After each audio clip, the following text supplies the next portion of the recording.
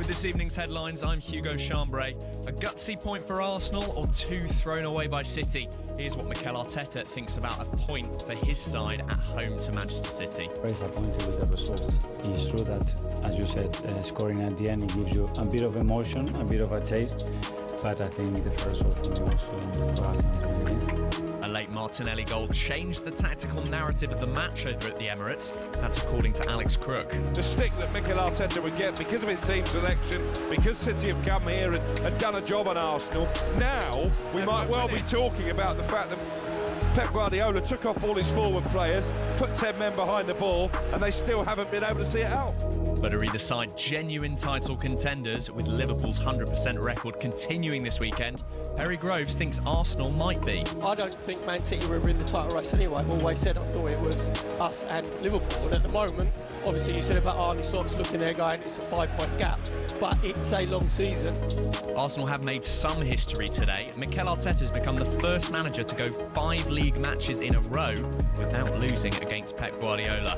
Meanwhile, Bournemouth are also just 5 points adrift of Liverpool. They held Newcastle to a point earlier, plus Villa await their first win of the season after a draw at the Stadium of Light. Now, TalkSport understands West Ham are continuing to sound out potential replacements for Graham Potter. Their defeat by Palace was their 5th in 6 matches this season. Elsewhere, England's cricketers eased to a 6-wicket victory in the 3rd T20 International against Ireland. And GB finished the World Athletics Championships without a gold medal. It's their worst showing for 20 years. There's more on our website at talksport.com. TalkSport News. The UK, along with Canada and Australia, will formally recognise the state of Palestine, and a second runway at Gatwick Airport has been given green light. TalkSport weather with QuickFit. With a huge range of premium brands available, we've got what you need to drive away happy every time. Visit your local centre or quickfit.com and book today. Cold but clear tonight, a few scattered showers on northern and eastern coasts. Tomorrow should be settled with sunshine in the south but cloud cover in the north. On YouTube, on the TalkSport app. Trans Euro Express. The world's favorite European football program. Simply wunderbar. From the Bundesliga to the Dutch First Division. It's good, yeah. From Serie A across the northern plains. Trans Euro Express. On TalkSport.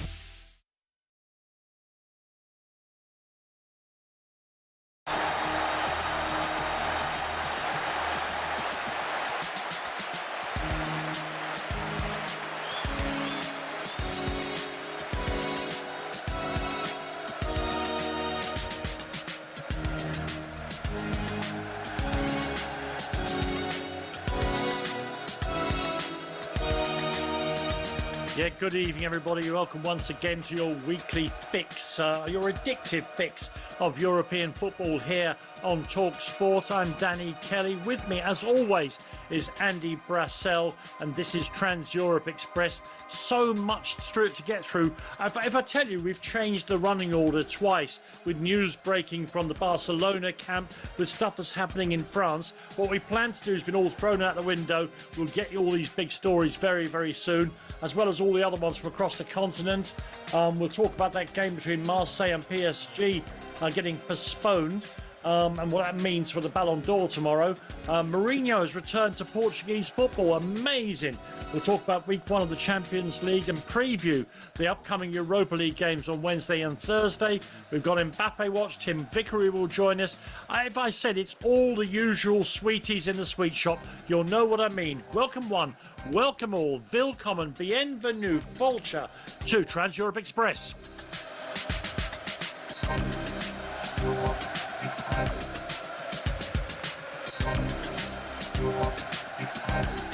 Guten Abend, Andy. How are you? Very well, Danny, and you? Really, really good, and can't wait to get stuck into, as I say, a whole variety of stories that have broken in the past couple of hours that have caused us to tear up the normally tranquil mill pond of our running order. Let's start then with the news that's come out in the last couple of hours that French football has taken a sawn-off shotgun, loaded it with extra powerful cartridges, and got one of its feet up on the desk and shot itself in the foot yet again. The brilliant league, of course, France, brilliant players, fantastic historic clubs, but they cannot seem to sort themselves out. As I understand it, Andy, the Classique between Marseille and PSG was called off this weekend because of rain. It has been rescheduled for tomorrow night at a time when, it clashes with the Ballon d'Or. So those of us who are interested won't watch the game because we'll be watching the Ballon d'Or, or the publicity will be split between the two. Half the people who are supposed to be going there, Dembele, Luis Enrique, Vitinha, etc., won't be going. Give us the full story. That's just the headlines, Andy, and tell us what kind of it's not a calamity. Nobody's end up in hospital, but it is nonsense. Yeah, it is. And I think when you look at what happens is in terms of weather is something you can't control, obviously. How you deal with it is something you can control. Now, we've known since Friday, the Le Classique, the biggest game in French football between Marseille and PSG, was at risk because of storms approaching Provence. And the decision was taken today, rather late, to call the game off. So it's been moved to tomorrow, which we've known has been a possibility for approaching 48 hours as well. But clearly the rules state that it has to be played as soon as possible. The French league rules means it has to be played as soon as possible after the day. And, of course, Marseille don't want it shifted till later in the season with Champions League, with PSG's Champions League commitments. There are very few midweeks where it could be put in the first midweek of December, and they've looked at that, Marseille, and thought, hang on, they've got a load of players out injured at the moment. We don't fancy that. We have our right to have a game played now and stick to the rules, and that's what we're going to do. And I think you understand that. On the other hand, this is such a good opportunity, not just the game, but the Ballon d'Or ceremony, to show Ligue 1 to the world, which an opportunity that it doesn't always get. Remember, like PSG, only the second French male team to win the Champions League after Marseille in 1993. So they've got the opportunity to show out, not just as individuals, because Ousmane Dembele technically could make it anyway. He's out injured at the moment, as we know. He's part of that injury list. So he could stay in Paris and he could go to the ceremony. Sure. But what about Hakimi? What about Vitinha? What about all those other players, Fabian Ruiz, who could be in teams of the year, who really enjoy Scalia, the manager, all of them, who deserve to celebrate their brilliant year, and now they're not going to be able to either. And I can't imagine that those players are particularly going to enjoy their night with that in mind. It's a really tough decision. I realise it's been caused by circumstances late on, but really, if you're looking at a league that could do better, as a lot of European leagues could, in terms of promoting itself internationally, that they're missing, I think, a great chance here.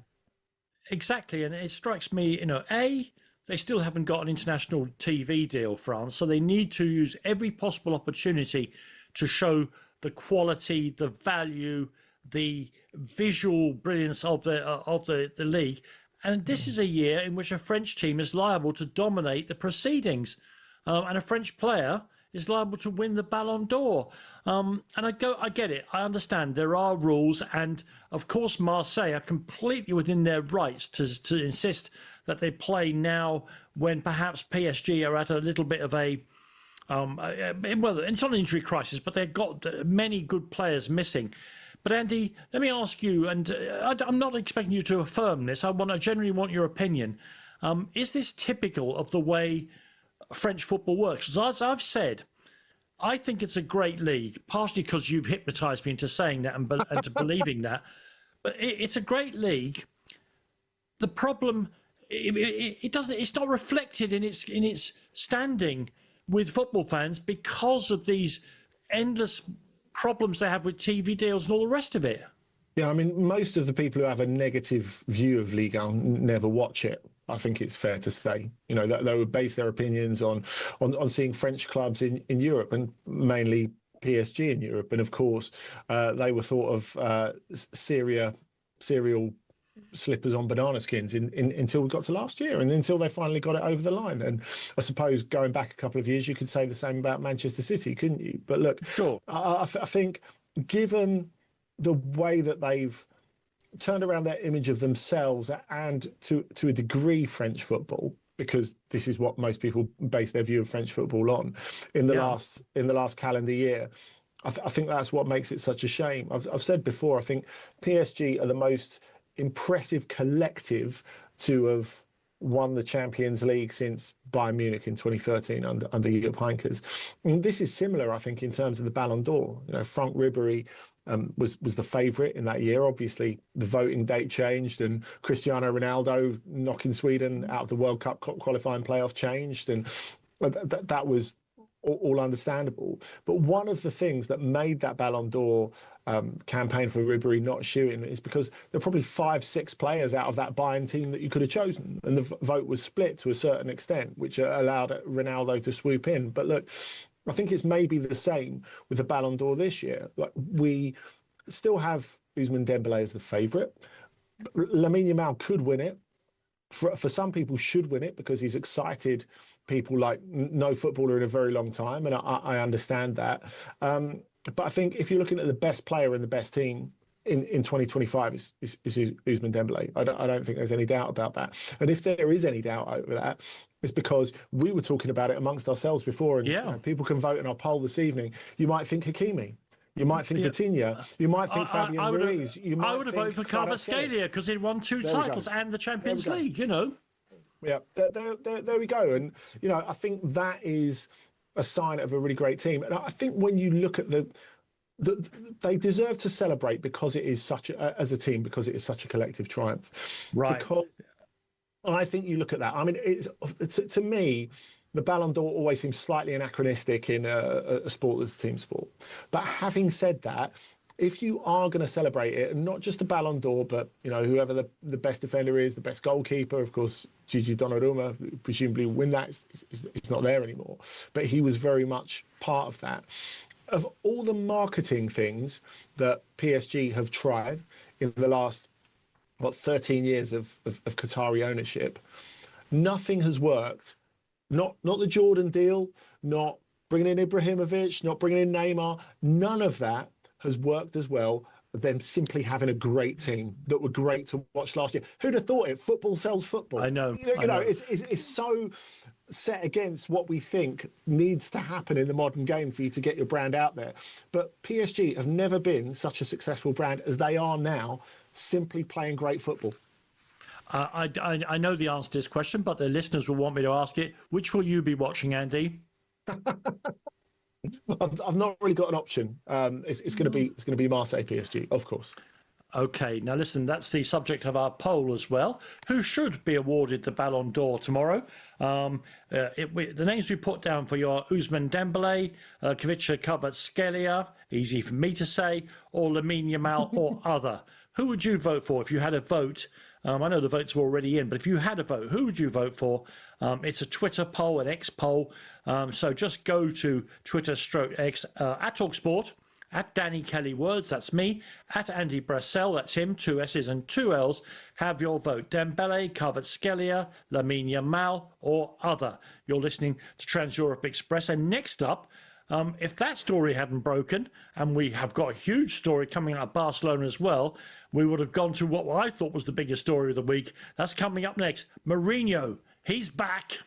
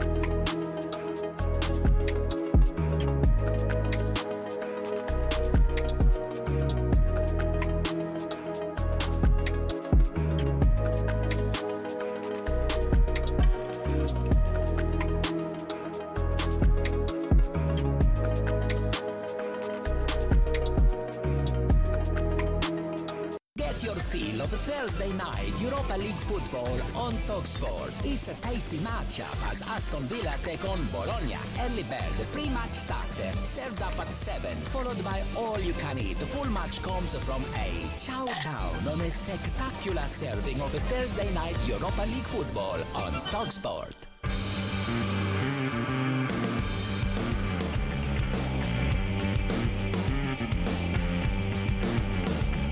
Yeah, before we get stuck into the next story, Andy, why don't you tell us the scores in the games that are currently going on in the big leagues in Europe? Yeah, there's plenty going on. So we're into the 73rd minute of Inter against Sassuolo. Currently 1-0 to Inter. Di Marco scoring the goal in the first half. But Sassuolo giving a really good account of themselves and making it tough for Inter, who've made their full complement of subs.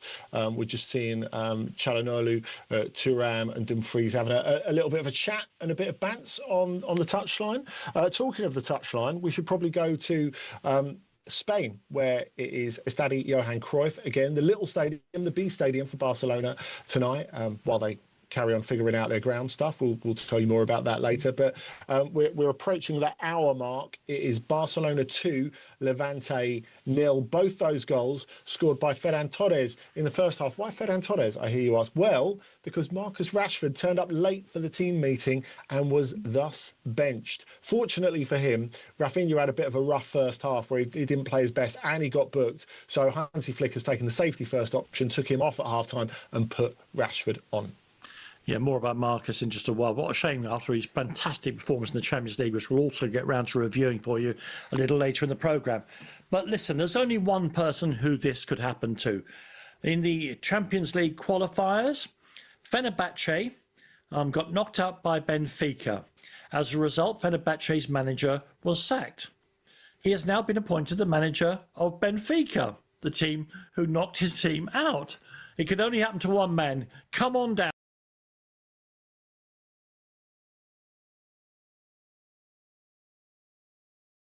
As the other options close off to him. This is a great story and in some ways a gamble for both him and Benfica. Yeah, a big gamble, Danny. There's no doubt about that, because from the Mourinho perspective, he really has got to go to a club where it's one of the few places, I guess you could say the same about Fenerbahce when he went there a year ago, where he's going to receive little critical reception, at least at first. Yeah. That's because fair. The football could change all that. Let's be honest. We all know that over the last couple of years, successful and wonderfully successful as he's been throughout his career. But we've been seeing diminishing returns from Jose Mourinho. There's no doubt about that. And Portugal and Portuguese footballers continue to defend him from a distance. You know, the biggest names in Portuguese football are still Jose Mourinho and Cristiano Ronaldo, even if both of them are past their best after glorious careers. But now he's going back to a place where he's going to be under the microscope, and he's going to a championship where he's fully aware that every time you drop a point for Benfica, it's a disaster. And bear in mind that this year, he said in his opening press conference, it's not about taking on FC Porto. I think he meant to dial down the antagonism, of course, because as he said, he's a huge part of Porto's history and they're a huge part of his. Sure. But it might have come across, if you're being mischievous, that maybe he doesn't think he can win the league. I'm sure he doesn't think that. But no. It has to be a clash with FC Porto this season, because Porto are out there, 6 out of 6 so far in the league. And they've spent a lot of money in this transfer window off the back of André Villas-Boas as president. André Villas-Boas, who used to work for Jose Mourinho. And of course, when AVB left Mourinho's staff at Inter, they fell out for a bit, didn't they? Because he thought he shouldn't have gone back to Portugal and to Coimbra to take his first job as a head coach. So it's such an unusual twist. And I never imagined him ending up back at Benfica. There's no doubt about that, because, you know, he left 25 years ago. It was really short for a lot of reasons, and everything that went wrong wasn't really his fault. He was only there for a very short time, and Benfica were a disaster on the pitch and off it at the same time, as the court cases afterwards proved.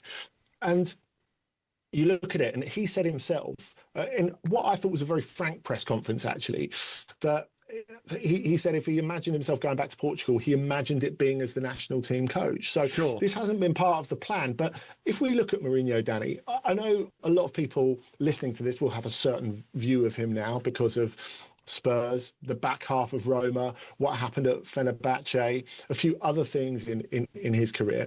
But the fact is, he could be, if we're talking about uncritical audiences, lauding it up in the Saudi Pro League at the moment and making several times what he's making at Benfica, but he's clearly still got an itch to scratch in Europe. Oh no, and I think it's, you're right to say it's one of the few places he could go back without people automatically looking at him as if not a busted flush, because that isn't fair. But as somebody knows, probably a bit past their best. But in the way that only top league professional football can do this, isn't there another problem in that he has been appointed by the current president? And there's a presidential election coming up, and I'm not going to pretend I knew this. You told me beforehand. The guy who's favourite to win that wanted Ruben Amorim. Yeah, so João Noronha Lopes, who is the current favourite, and actually Oscar Cardoso, goal-scoring legend of Benfica, has just offered his support just this evening to Noronha Lopes.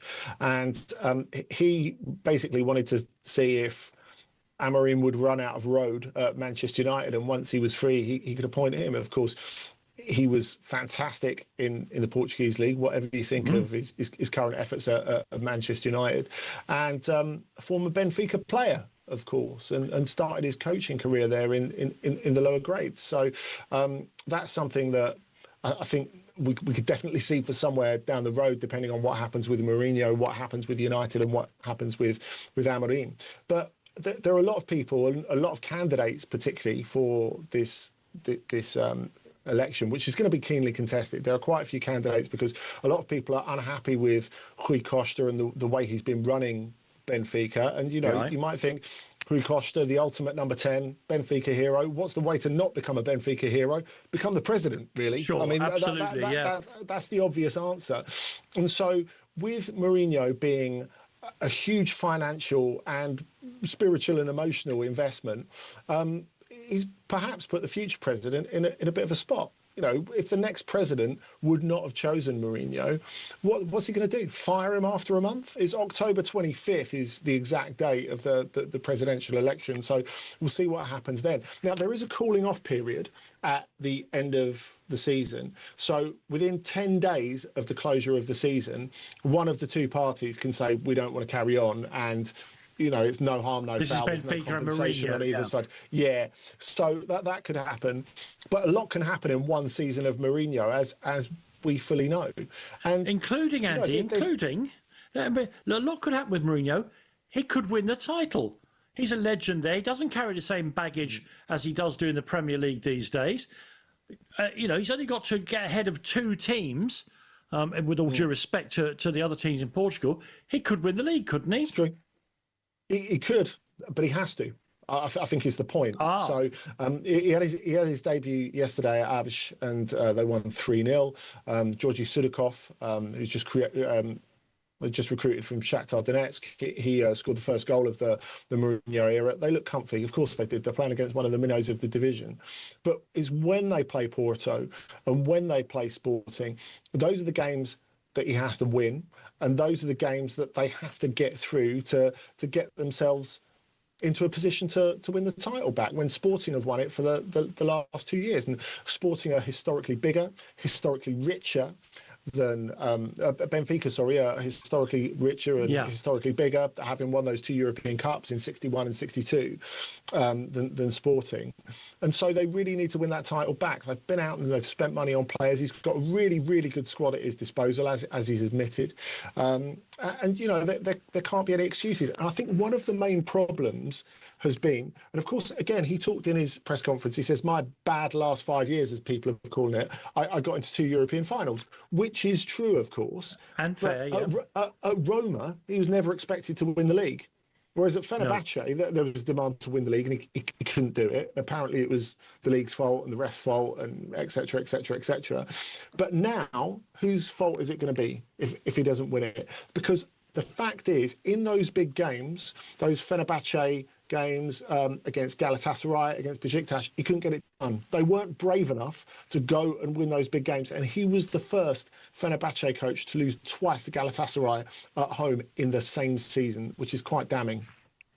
Well, I can't wait. We almost want to set up Mourinho watch for this. It's going to be fantastic. Thank you very, very much indeed. Next, we'll be turning to Germany and the story of two, not one, but two brilliant British strikers. There, I've said it. We'll work on that very, very soon here on Trans-Europe Express.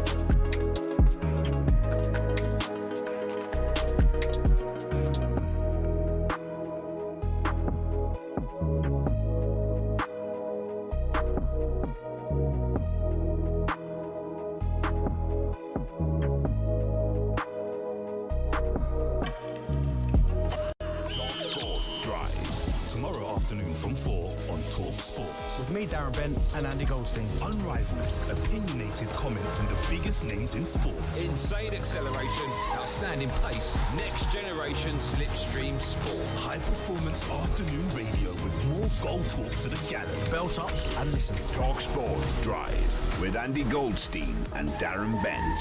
Tomorrow afternoon from 4 on Talk Sport. The fastest football on the way home. Von der Serie A bis zur Bundesliga. Trans-Euro Express. Yeah, welcome back. Andy, update us on that game in Milan. Yeah, it's now 2-1 to Inter. So Inter looked to be pulling away. Carlos Augusto got the second to make it 2-0. But almost straight away, Walid Chedira, lovely finish from the Sassuolo substitute from a pass, of course, by Domenico Berardi, the little wizard. It's also 3-0 in Barcelona.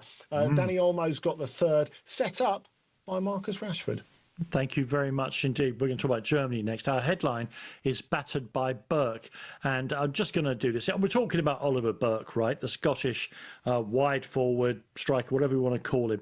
Oliver's only 28 years of age, but he's been a professional footballer now for 12 years. Of course, he was a real prodigy when he was young. In that time, though, Andy, 12 years, he has played for Nottingham Forest, Bradford City, RB Leipzig, West Bromwich Albion, Celtic, Alaves, Sheffield United, Millwall, Werder Bremen, Birmingham City, and now he's at Union Berlin. And he's had one of his best weekends ever playing for Union this weekend. Yeah, he has. And I don't know if it's despite Eintracht Frankfurt beating Galatasaray 5-1 on Thursday in the Champions League, or because Union went there to Eintracht Frankfurt, who have looked the best team in the Bundesliga that aren't Bayern this season, and won 4-3 in what was amazing, a thrilling, crazy match. They were 4-1 up at one point, thanks to this Oliver Burke hat-trick, and conceded a couple of late goals, which made it 4-3. They had to endure 10 minutes of stoppage time. But if you had never seen Oliver Burke play and you didn't have any preconceptions about him, you would have looked at this and you'd have thought, this guy is incredible. It's a brilliantly taken hat-trick, all on the counter-attack as well. You forget what incredible pace he's got. He started out as a wide player in his early days at Nottingham Forest, of course. And I don't know if we need a few more games like this, but at what point do we get to the point where Scotland can't not pick him?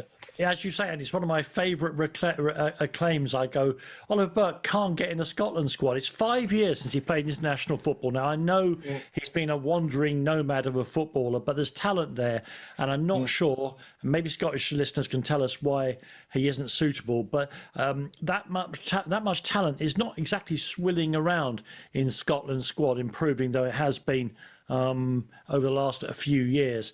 And for what it's worth, Danny, I think he will follow this up. I think he will score more goals, because you look at the players he's got around him and they've rebuilt quite well. I don't think Union are going to qualify for Europe or anything like that this season. But Ilyas Ansah, who sort of drops into the number 10 role and who created one of his goals today, he's a terrific player. Great vision. And I think he'll do a lot for Oliver Burke with his pace. Yeah, well, that's one hat-trick for a British striker. The other one is perhaps a little bit more predictable, because Harry Kane's tearing up of German football continues apace, Andy. Yeah, it does. A hat-trick away at Hoffenheim this weekend. And it's funny, you look at it on paper and say, 4-1 Bayern win at Hoffenheim. OK, Hoffenheim with a better team for most of the first half. Then Kane opens the scoring, gets it to 3-0 all by himself. And from there, Hoffenheim are sort of looking around, as so many other people who faced Harry Kane do, and think, what happened? Now, look, I know you may believe, or not necessarily you, but one may believe that Kane does not deserve to be mentioned in the same breath as Messi or Ronaldo. And OK, I understand that.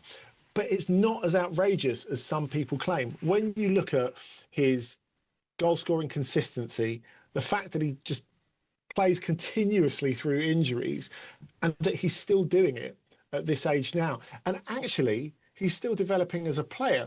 I think if you compare like the way that Messi around about 2015 starts dropping into deeper positions, and of course, over time, he can't make up the ground between the centre circle and the penalty box as effectively as he did in the past. And you look at the 2022 World Cup and he starts a little bit closer to goal on many occasions, with Rodrigo de Paul sort of bolting the back door for him. Yes.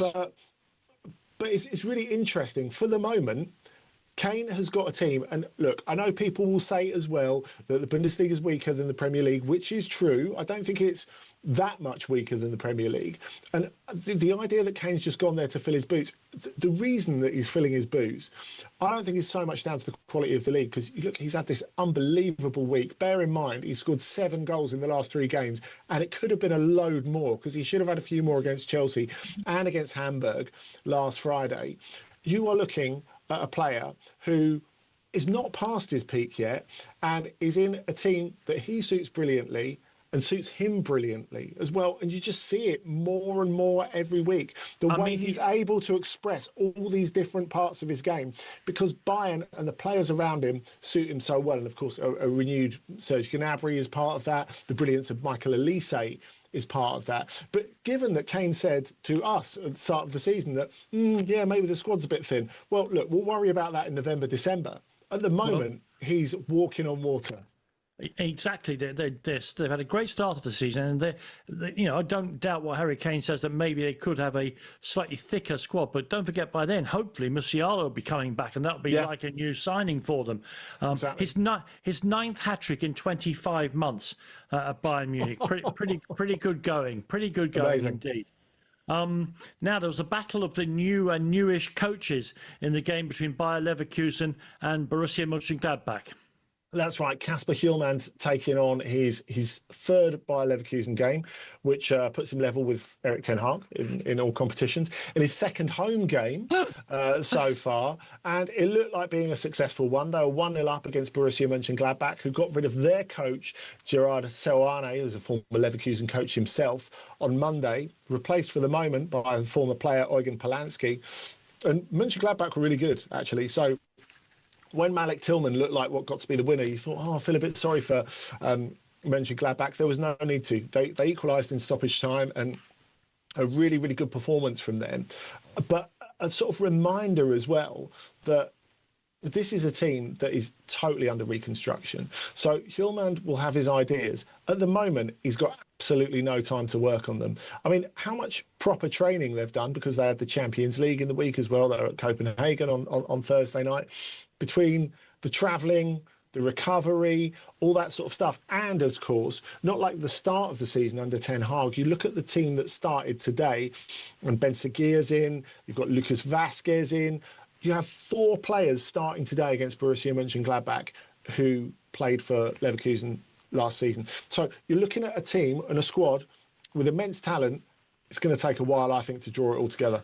Yeah, fantastic turnover. If you think that after they won the they won the Bundesliga 2 years ago, that they had some changes then, and then think about what's gone on this summer, to have only 4 players who played last season, never mind from their great team of 24 months ago, is an amazing amount of change. I'm going to be a little bit parochial with my star of the week in Germany. Luka Vuskovic is on loan to Hamburg from Spurs. The young Croatian centre-back is very, very, very highly rated in North London. In fact, I'm surprised they let him go out on loan again. He got a bit of a lesson in his first game for Hamburg, even though he's been appointed at 18 come 19 years of age as one of the defensive captains. He got a lesson because he played against Harry Kane. Afterwards, he admitted, man, that's some level I've got to try and get up to. Well, he made his home debut for Hamburg this week against Heidenheim. And just as they did in Belgium last year, he proved once again that for centre-half, he's got a nose for goal as he scored on his home debut against, as I say, Heidenheim. Who's your star of the week in Germany, Andy?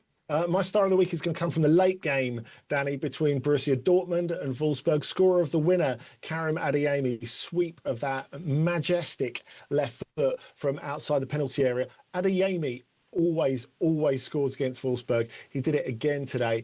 And Dortmund, the only team, apart from Bayern, unbeaten. They're in 2nd place. Okay, listen, thank you very much indeed for that. When we come back in a few seconds' time, we'll talk to you about Italy, including a Rome derby where you'll be astonished to hear not all the players ended on the pitch. And that's coming up next here. You'll listen to me, Danny Kelly, him, Andy Brassell, and Trans Europe Express.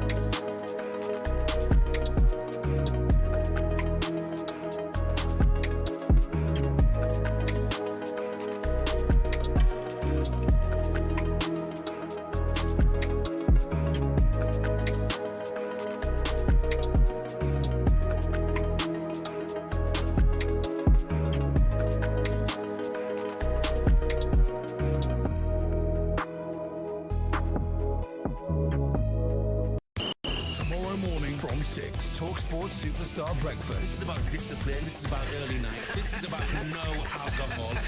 Please tell me you didn't make noise to come on. At least someone has. I'm not here back. That sounds to believe. Sugar, what time is it? TalkSport Superstar Breakfast. Tomorrow morning from 6. Have a nice That's a yellow.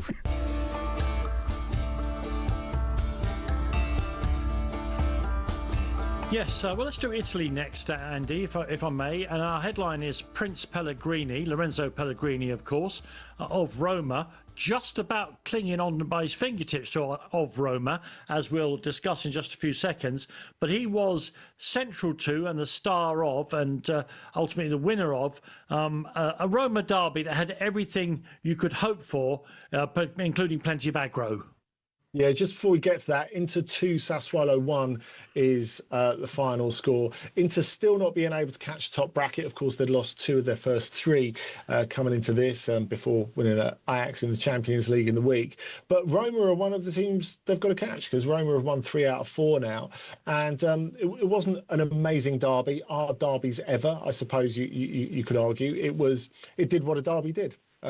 There was lots of tension, lots of aggro, lots of commitment, and Roma deserved it. I thought they were quite quiet until the opening goal from Pellegrini. Better in the second half. Lazio had a little go at the end, even when they went down to 10 men, and of course they got to the dressing room with rather less than 10 men, but of course we'll come to that in a second.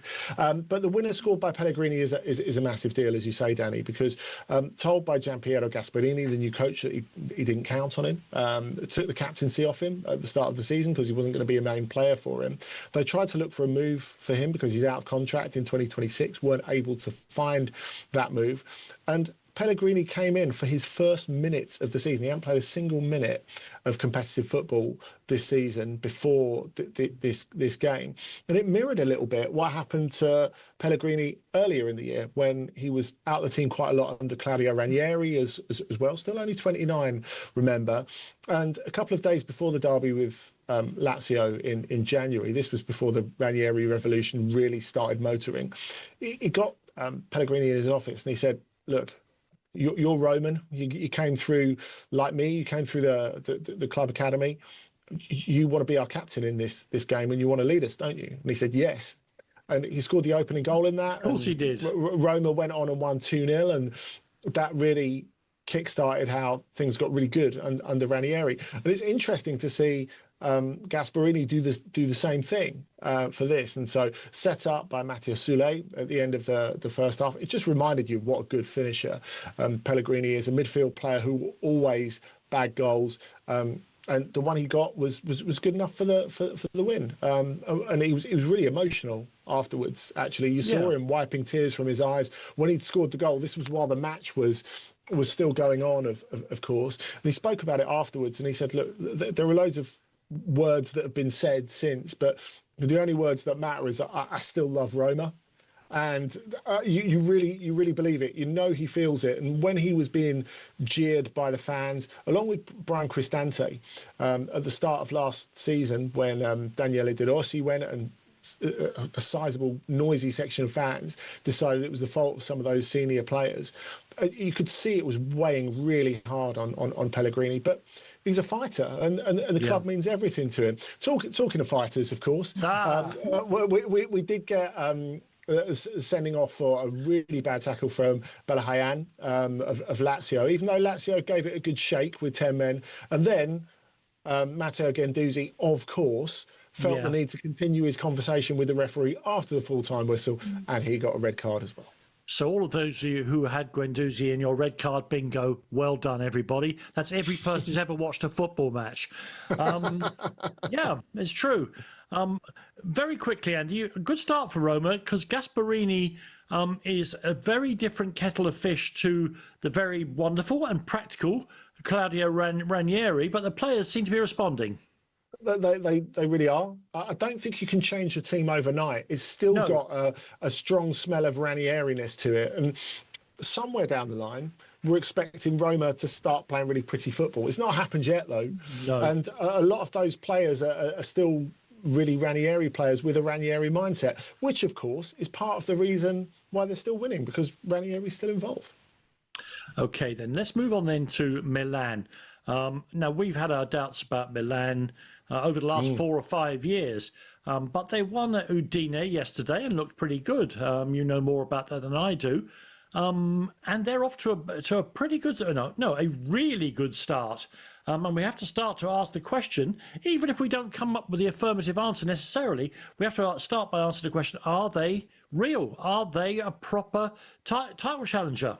This was the first game after which I felt we could ask, are they serious about the Champions League at least? I agree, Danny. And it feels like we talked about how a coach can really get his hooks into a team. It feels like Max Allegri has done that already.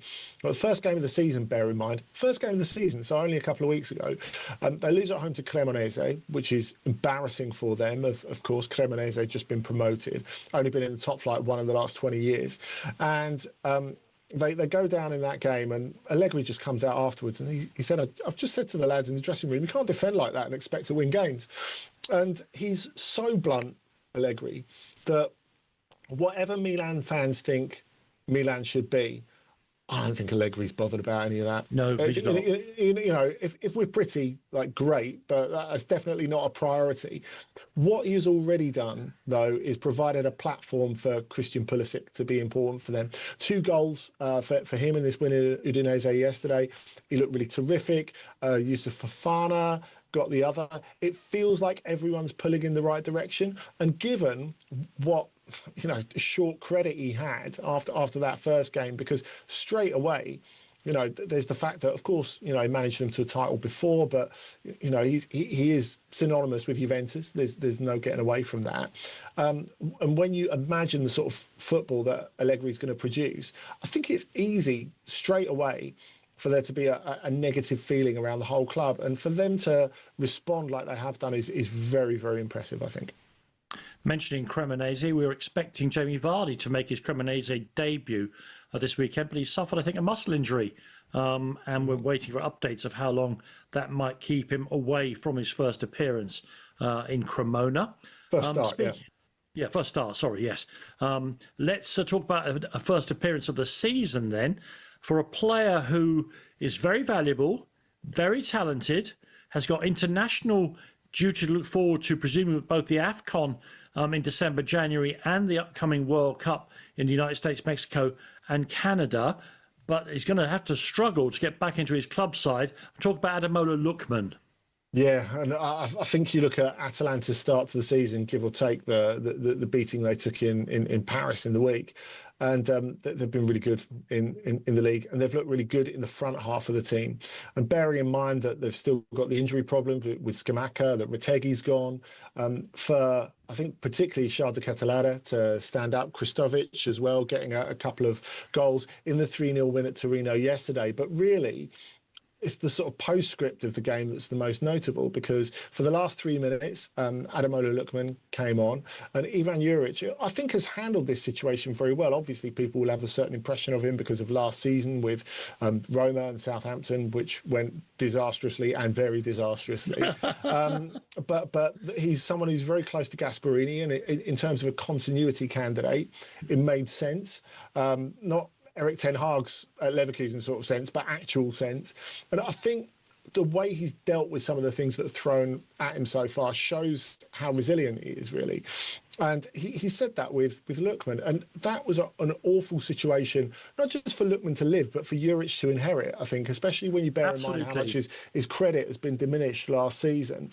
So he came out afterwards and he said, look, he came and apologised in front of the squad on Monday and made peace with everyone. Now we just need him to get fit into the best physical condition, because we know he's a brilliant player who can win games for us. And for him to deal with it like that, when there was really open warfare between Lookman and the club, I think this is the bit actually where Juric starts to rehabilitate his own situation, because if he can get Lookman through this and get into a place where he's productive again, and whether that is, as you say, just up until the African Cup of Nations, which is what, the 3rd week in December, it starts quite early. Christmas, yeah. Yeah, that's right. Or whether it's for the whole rest of the season, we don't know. But look, however much he gets out of Lookman, whether they want to sell him or whether they want him to produce, they need him to produce to be able to sell him. There's no doubt about that. The situation has not just diminished his fitness and diminished his morale, certainly in the short term, but it diminished his value as well. And that is a problem for Atalanta. They are a team and they're a club who sell well and sell high, and they deserve to make a profit, just like he deserves to get his move where he wants to. Worth noting that he came on 3 minutes ago, replaced Suleimana, of course, Juric had at Southampton, and was a player who I always thought looked a bit better than that Southampton team was allowing him to look. Who's your star of the week, Andy, in Italy? My star of the week is going to be Riccardo Orsolini, simply because he's my favourite. Bashed in a penalty in the 98th minute to beat Genoa, and of course he'll be facing Aston Villa later in the week. Yeah, my star of the week is somebody who, a familiar name in Italian football, but one who you could argue has had a career that occasionally has lost its way. Andrea Bellotti. Don't forget, when he was at Torino, he was valued at 100 million euros. These days he's at Cagliari. He scored 2 goals as Cagliari came from behind to beat Lecce, and there is still a very, very good player in there. That first hour of Trans-Europe Express, if you don't mind me saying, has absolutely rocketed by. I really enjoyed it. I hope you've enjoyed it too. More to come very, very soon here on the Mighty Mighty Talk Sport.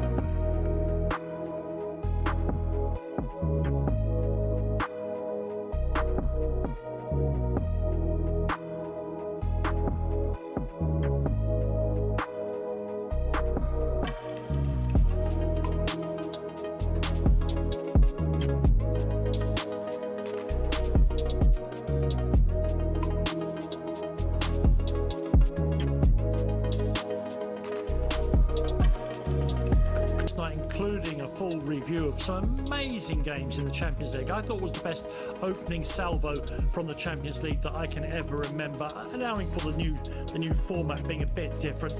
We'll have some of that for you, as well as Mbappe watching it, all the latest from Spain in the second hour of tonight's edition of Trans-Europe Express. That's after we've had some headlines from the worlds of news and sport for you. Here's Hugo Chambray. Thanks, Danny. Good evening. Are Arsenal or City serious title contenders after that draw at the Emirates? Mikel Arteta says he's disappointed with the point, but he reckons his side dominated. Regardless of the result, I would have said the same thing. I'm extremely proud of the players and the team. I think the manner that we played and dominated this game against this Manchester City, from my side as a coach, requires a big compliment to the team. Well, Pep says it's a fair result. It's been a really tough week for us in terms of opponents, and Thursday, Sunday travel to London always is demanding, I would say, and the opponent is really, really good. So, and the result is fair. That scoreline maintains Liverpool's 5-point lead at the top of the table. Still early days, but is the writing on the wall? Elsewhere, Villa are still without a win after their draw at Sunderland earlier. Unai Emery is trying to take the positives in their 3 points so far. It's not enough. I know it's not enough, but it's not the worst. Not exactly convincing, is it? While Bournemouth also played out a draw with Newcastle to take them to 4th in the league. In the cricket, Jordan Cox's 55 off 35 balls took England to a T20 series win against Ireland. Tom Banton and Phil Salt also contributed with the bat out in Dublin. And GB have finished the World Athletics Championships with 5 medals, just half their tally from 2 years ago. Georgia Hunter-Bell took silver in the women's 800 metres, while Olympic champion Keely Hodgkinson had to settle for bronze. GB left without a gold for the first time since 2003. There's more on our website at talksport.com. TalkSport News. The UK, along with Canada and Australia, will formally recognise the state of Palestine, and a second runway at Gatwick has been given the go-ahead. TalkSport weather with QuickFit. Come rain or shine, wherever and whenever suits you with our mobile tyre fitting service. Now that will have you driving away happy every time. Conditions apply. Cold but clear tonight. A few scattered showers on northern and eastern coasts. Tomorrow should be settled with sunshine in the south, but cloud cover in the north. On your mobile and on your smart TV. Trans-Euro Express. The weekly international football transmission. From Paris to Panathinaikos. From Oslo to Olympiacos. Radio's most established European football show. Trans-Euro Express. TalkSport's big European adventure. On TalkSport.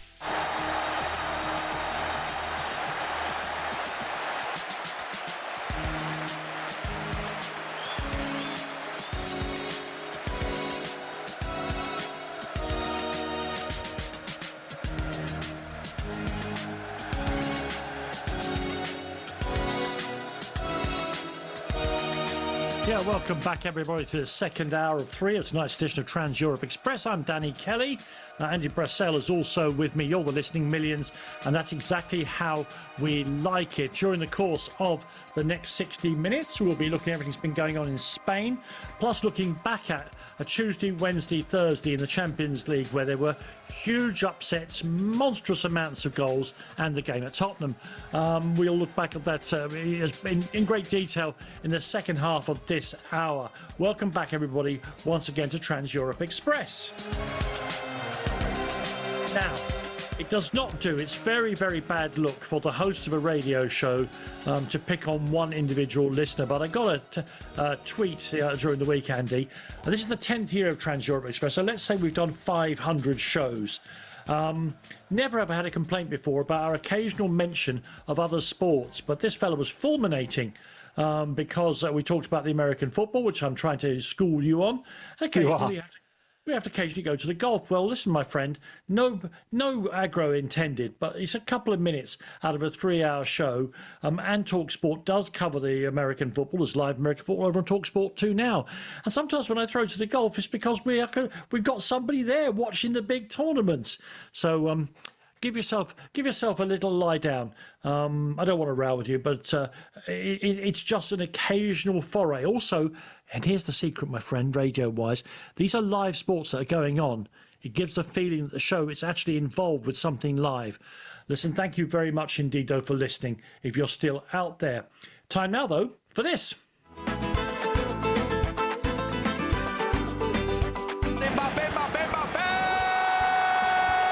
Sa carrière, le Paris Saint-Germain, Mbappé! Mbappé! Little give and go, Mbappe's in! Oh, it's 2-2! He scored twice in 2 minutes! Tête de qui Mbappé? Allez, Kylian!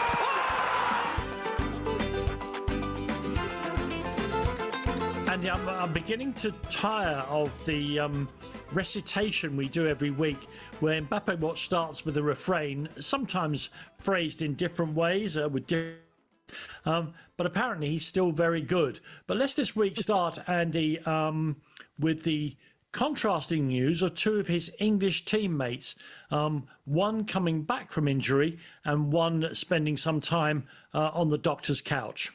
Yeah, so the bad news you might have seen earlier in the week when Real Madrid played Marseille and Trent Alexander-Arnold pulling up with a seeming hamstring complaint. Well, it did turn out to be a hamstring complaint in the first 5 minutes of the game, which rather ruined his Champions League debut for the team that has won, the club that has won the Champions League the most, and straight off to be replaced by Dani Carvajal, who I imagine might be difficult to shift from the team now, because it looks like Alexander-Arnold will be out for about 6 weeks, which is a real blow for him. Shame for the team too, of course. But yeah, and you could see immediately that he knew as well. It was one of those sort of injuries.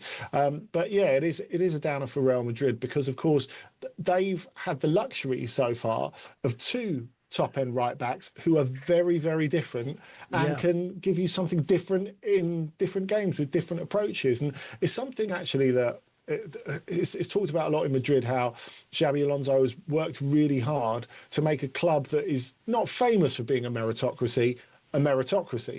So it'll be interesting to see when you talk about the second part of the English brace at Real Madrid, what will happen with Jude Bellingham. Came on for the last couple of minutes of the 2-0 win over Espanyol yesterday, and how's he going to get back into the team straight away?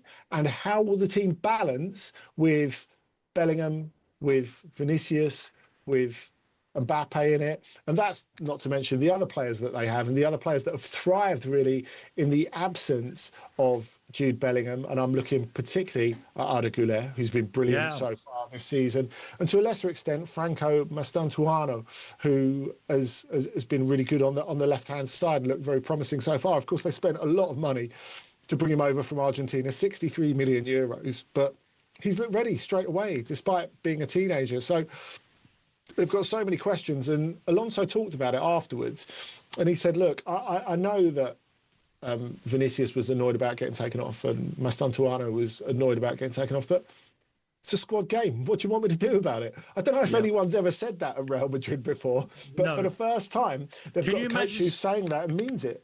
Can you imagine saying it to Cristiano Ronaldo or Raul in the past? Sergio Ramos, perhaps. Ramos is another one. Yeah, rain or shine, fit or injured, rubbish or brilliant, they were always in the team. Let's talk. I mean, we got an awful lot of amazingly good Champions League matches, performances and dramas to get through in the second half of this second hour of Trans Europe Express tonight, Andy. But let's make a space here to talk about what Marseille did. What Real Madrid did against Marseille in the Champions League, where, you know, we know that they can often start slowly in this tournament and then grow into it. It is the DNA of the club. But they were, I think, reasonably to say, underwhelming against the Frenchmen. Yeah, and not just underwhelming, but defensively inconvenienced, I thought, which is something that's quite notable, given that the story of Real Madrid in the league so far this season is that they defended really well. So after this 2-0 win over Espanyol, in which they were in enough comfort that one of their defenders, Eder Militao, could absolutely ping one in the top corner from 30 yards out. They've only conceded 2 goals in La Liga so far. And if you're looking at what Xabi Alonso has changed, and it has been evolution rather than revolution so far, despite a few personnel changes, some of which, as we've established, have been forced upon him. I think getting the defence sorted out is clearly the key thing that they needed to sort from last season. And if you look at the big incomings, Alexander-Arnold, Dean Huijsen, who was suspended for the game against Espanyol yesterday, which meant Raul Asensio, who really had to hold the defence together with very little experience for a lot of last season. He's been the big loser in that so far. And I think if you look at Antonio Carreras at left back, he's been the big success really so far. We know how Alonso likes a lean honourable left back with Alejandro Grimaldo, who, of course, has continued to be brilliant after he's gone in Leverkusen. Great start to the season for him. Wore the captain's armband today for Leverkusen. You look at that and you think that is the key thing. But when they played against Marseille, they got caught up the pitch more than they have been in a while. They're inconvenienced by Timothy Weah, who scored the opening goal, by Mason Greenwood, who, let's be honest, is not famous for having good games in big games, certainly since he's been at Marseille. But I thought he's pretty good, especially in the first half of that game. And it gave them something to think about. You know, they got over the line in the end. Whether Kylian Mbappe should have had the opportunity to score that second penalty is a good question, of course. It's soft, wasn't it? Very, very. And Geronimo Rui nearly saved it as well, is something we have to underline. So, especially once they went down to 10 after Carvajal got sent off. And that's another thing to note. How long will Carvajal be out for in terms of the Champions League? We'll look to see if it's a one-match suspension or more, because they're going to have to carry on really without a proper right back. And are they squeezed back into that situation of putting Ernesto Valverde at right back, probably in the short term in the Champions League? And that was one of their big problems last season. Yeah, absolutely. So Mbappe, he's no Harry Kane, and he's no Erling Haaland with just 4 goals in 3 games this week. 7 is the benchmark for your top strikers, Oliver Burke included. But Andy, you asked the question. Now I'm going to force you to answer it in a couple of minutes. Let's say they're all fit. Let's say, forget about the back players, the forward players. Let's say Jude Bellingham, who has a reasonable record of recovering from injuries, you know, but of course an upper body injury is a very different thing and all the rest of it. Let's assume he's fit. What is their best? I mean, it'll change from game to game, but I'm asking you, where is he going to play him? Because he has looked brilliant for Real Madrid as a 10, but that's when they didn't have a 9. I think he can play as in part of a 2 in centre midfield, but maybe that restricts his moving forward. But I do think they'll try and find a way to get him into the starting 11 for the big games, obviously. Yeah, they will. And I think, depending on how long this Carvajal suspension goes on, in the Champions League at least, they've got a chance to try it out, because Carvajal vacates the midfield space when he goes to right back. But I think you have to play Tchouaméni, because A, he started the season very well, better than he's played in a while, and B, because if you're looking to make it into more of a Xabi Alonso team, he's the one that slips into a back 3 to create a back 3 when they start with a 4 at the back, but it becomes a 3. A little bit like Barcelona in the good old days, as we pointed out under Pep Guardiola. Yeah, there we go. Yeah. So I think the issue they've got is not only has Arda Güler started the season very well, but he's underlined the fact that you can really do with a dribbler in the centre of midfield.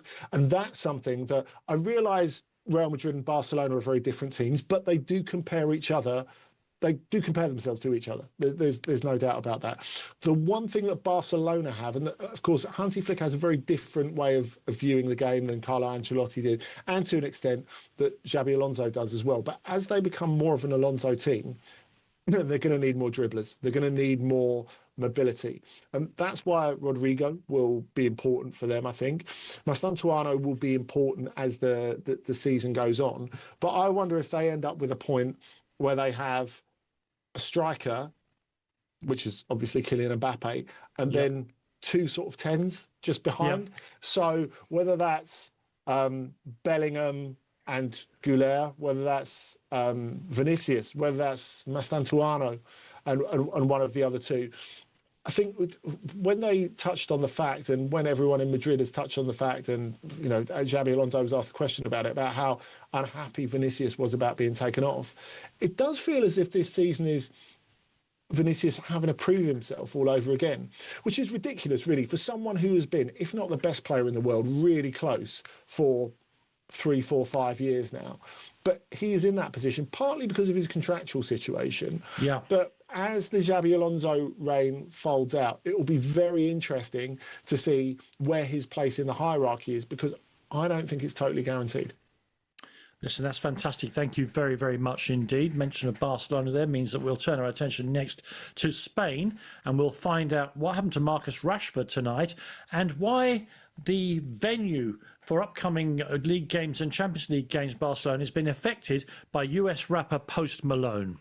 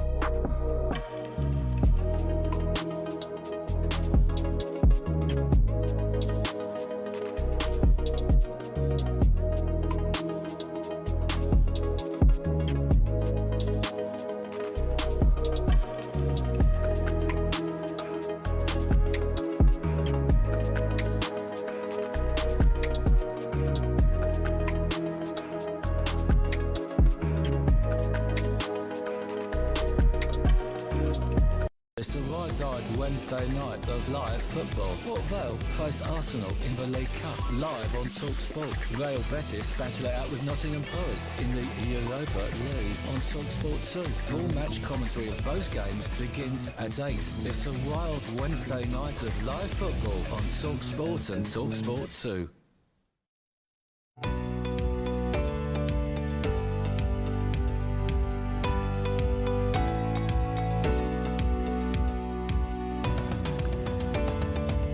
Yes, Spain next here on Trans-Europe Express, and tonight's big game ended Barcelona 3, Getafe 0, so business as usual. But of course it's never business as usual with Barcelona, Andy, whether it's to do with the ground, which we'll come on to, or the team selection. Because an interesting evening for Marcus Rashford, who after that brilliant performance in the Champions League, which we'll get onto a little later in this hour on Trans-Europe Express, was benched earlier this evening, and it's a big story because he really was the star of their win in midweek.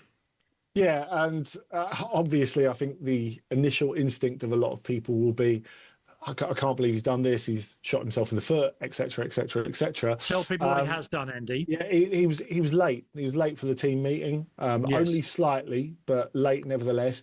And Hansi Flick has always been consistent. You know, other players have been dropped for this in the past, and big players as well by Hansi Flick. So Jules Koundé has been dropped from the 11 for being late for a team meeting. Rafinha has been dropped from the 11 for being late for a team meeting.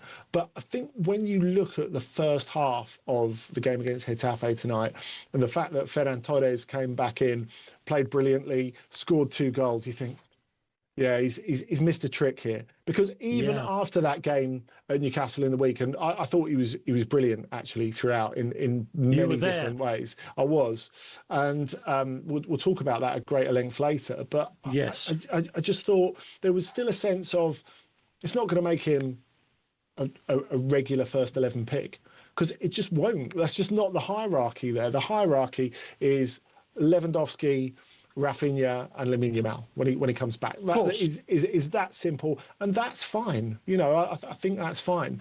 But given that we don't know when Yamal is coming back, it's been a great opportunity really for Marcus Rashford. And I think the way he played on Thursday night, and the way he took his chances underlined that, you know what, even though the club didn't believe he could be a backup for Lewandowski, but he turned up, well, maybe he can be. Maybe that's another route for him into the team. And then you've got Ferran, who was looked at, I think, because of his size and because of the way he started at Valencia as a winger. He's not a winger, he's a centre-forward. He's a really good centre-forward. He's a very different centre-forward to Lewandowski. And Barcelona are slick when he plays. And I think that underlines really what the issue is. Now, look, Rafinha had a bit of a mare of a first half, to be honest, got himself booked, looked a bit tetchy. So Flick got Rashford on for the second half. He created a goal for Dani Olmo, looked involved straight away. And clearly what's happened in the last week, because of course he got his first assist last weekend against Valencia in the 6-0 as well for Rafinha. What's happened in the last week has clearly made Marcus Rashford think, you know, I'm a Barcelona player, I can really do this. But obviously, this is not something that Hansi Flick will hold against him, but it has given someone else the opportunity to take his place in the team. And because there's this certain perception of him because of how he's played at United in the last couple of seasons, I guess that makes it an issue as well. Maybe it's better for him that he's out of England and, you know, there's not that sort of media spotlight on him to the same extent. I suspect this will be a story, but not an absolutely massive story for a lot of people who follow the Premier League. So maybe a lot of people who follow England, this won't even register with them. But I do think it's a big deal to a certain extent, because I was watching it on French TV, actually, and when Rashford started warming up in the first half, the co-commentator joked to the commentator, "Oh, he's turned up then." You see, yeah, of course. I think that's quite interesting that he's viewed like that in a non-English context as well. So that shows how much work he's got to do this season, I would argue. Yeah, exactly. I mean, it's a big story, but we don't need to make it bigger than it is. But it is a big story, of course it is. It is. Now, the game against Getafe, which they won 3-0, was played in the Johan Cruyff, the B team's ground. Their first Champions League game after much pondering, chin scratching, pretending it was going to be at a half-finished Nou Camp is actually going to be at the Montjuic, the old Olympic Stadium in Barcelona. Some of this confusion being caused by Post Malone. That's right. Like Kate Bush, they'll be running up that hill in no time again. I was thinking the Barcelona fans were hoping not to do that journey all over again. They were hoping the game against PSG on October the 1st would be there. Now, look, they would have been playing games already, the home game against Valencia last weekend and this one against Getafe in Montjuic, but they couldn't. Normally, they wouldn't be able to play it in the Estadio Johan Cruyff, which only holds 6K, but they've been granted an exception because of the mess they're in. They would have gone, as I said, last weekend to Montjuic for the Valencia game, but Post Malone was playing there. So not only did they have a clash with that, but for this week's one, they didn't have the pitch sorted in time. So they have to take up all the boards and relay the pitch and all the rest of it, because it's not used to being used for regular sport anymore, and certainly not until Barcelona moved in. So look, it would be unprecedented if UEFA allowed them to play a game at Camp Nou for the rest of the league phase. I would expect them to play all of these games at Montjuic, which always looked like the obvious thing, really, rather than them rush to get it done. UEFA clearly not that happy that it don't was... forget, I've been through all this with Spurs and Wembley. You dream, you think you're going to move, all the rest of you. You've got Champions League games to play, and in the end, the sensible thing is to play at the ground that's tested, safe, and ready for people. And it was always going to be this, in my humble opinion. Yeah, I agree with you. I agree with you, Danny, 100%. And look, we know that UEFA don't like you to move grounds within the league stage. So it looks like, although it's not been officially announced yet, and funnily enough, it was UEFA that announced that Barcelona were going to be playing that first game against PSG at Montjuic rather than the club itself. Okay, Andy, let's talk about Atletico Madrid. They drew 1-1 in Mallorca. This, judging on the sort of the last 20 years of Atletico's history, this has been a very untypical start to the season. Leads thrown away again and again and again.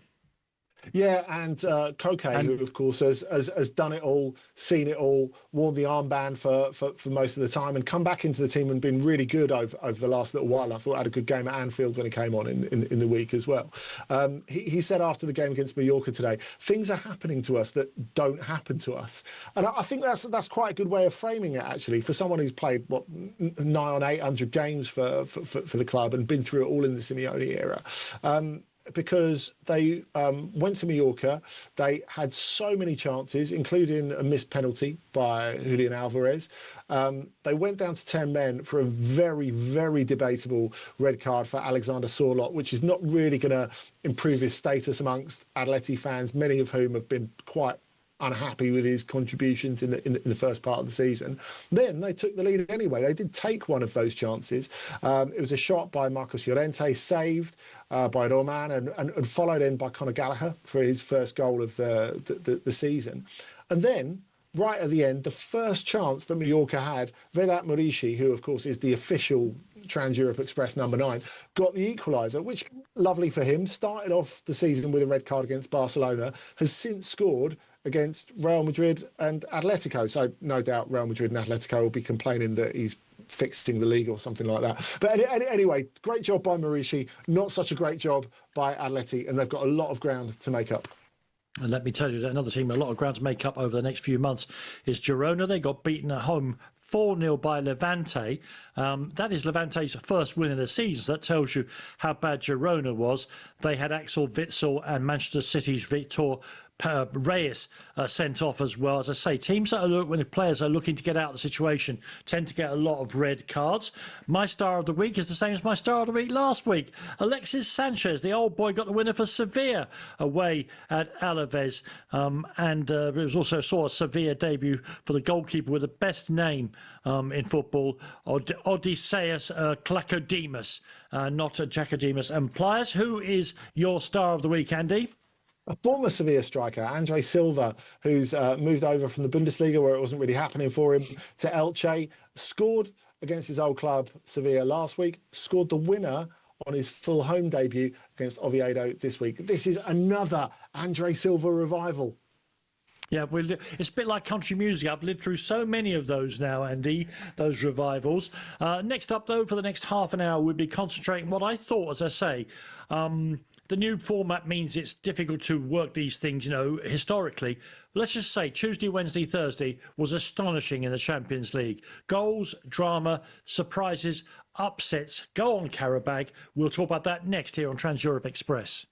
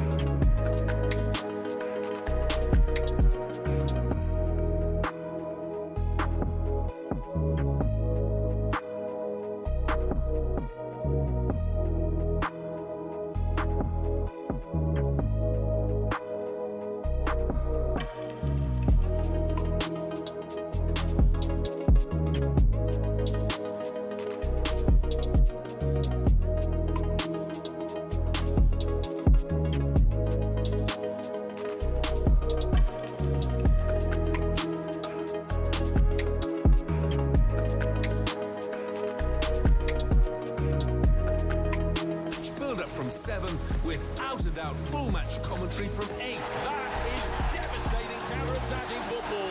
It's a fully combustible Monday night of 5-star football, live and exclusive on TalkSport 2. L'émission de football plus populaire au monde. Trans-Euro Express.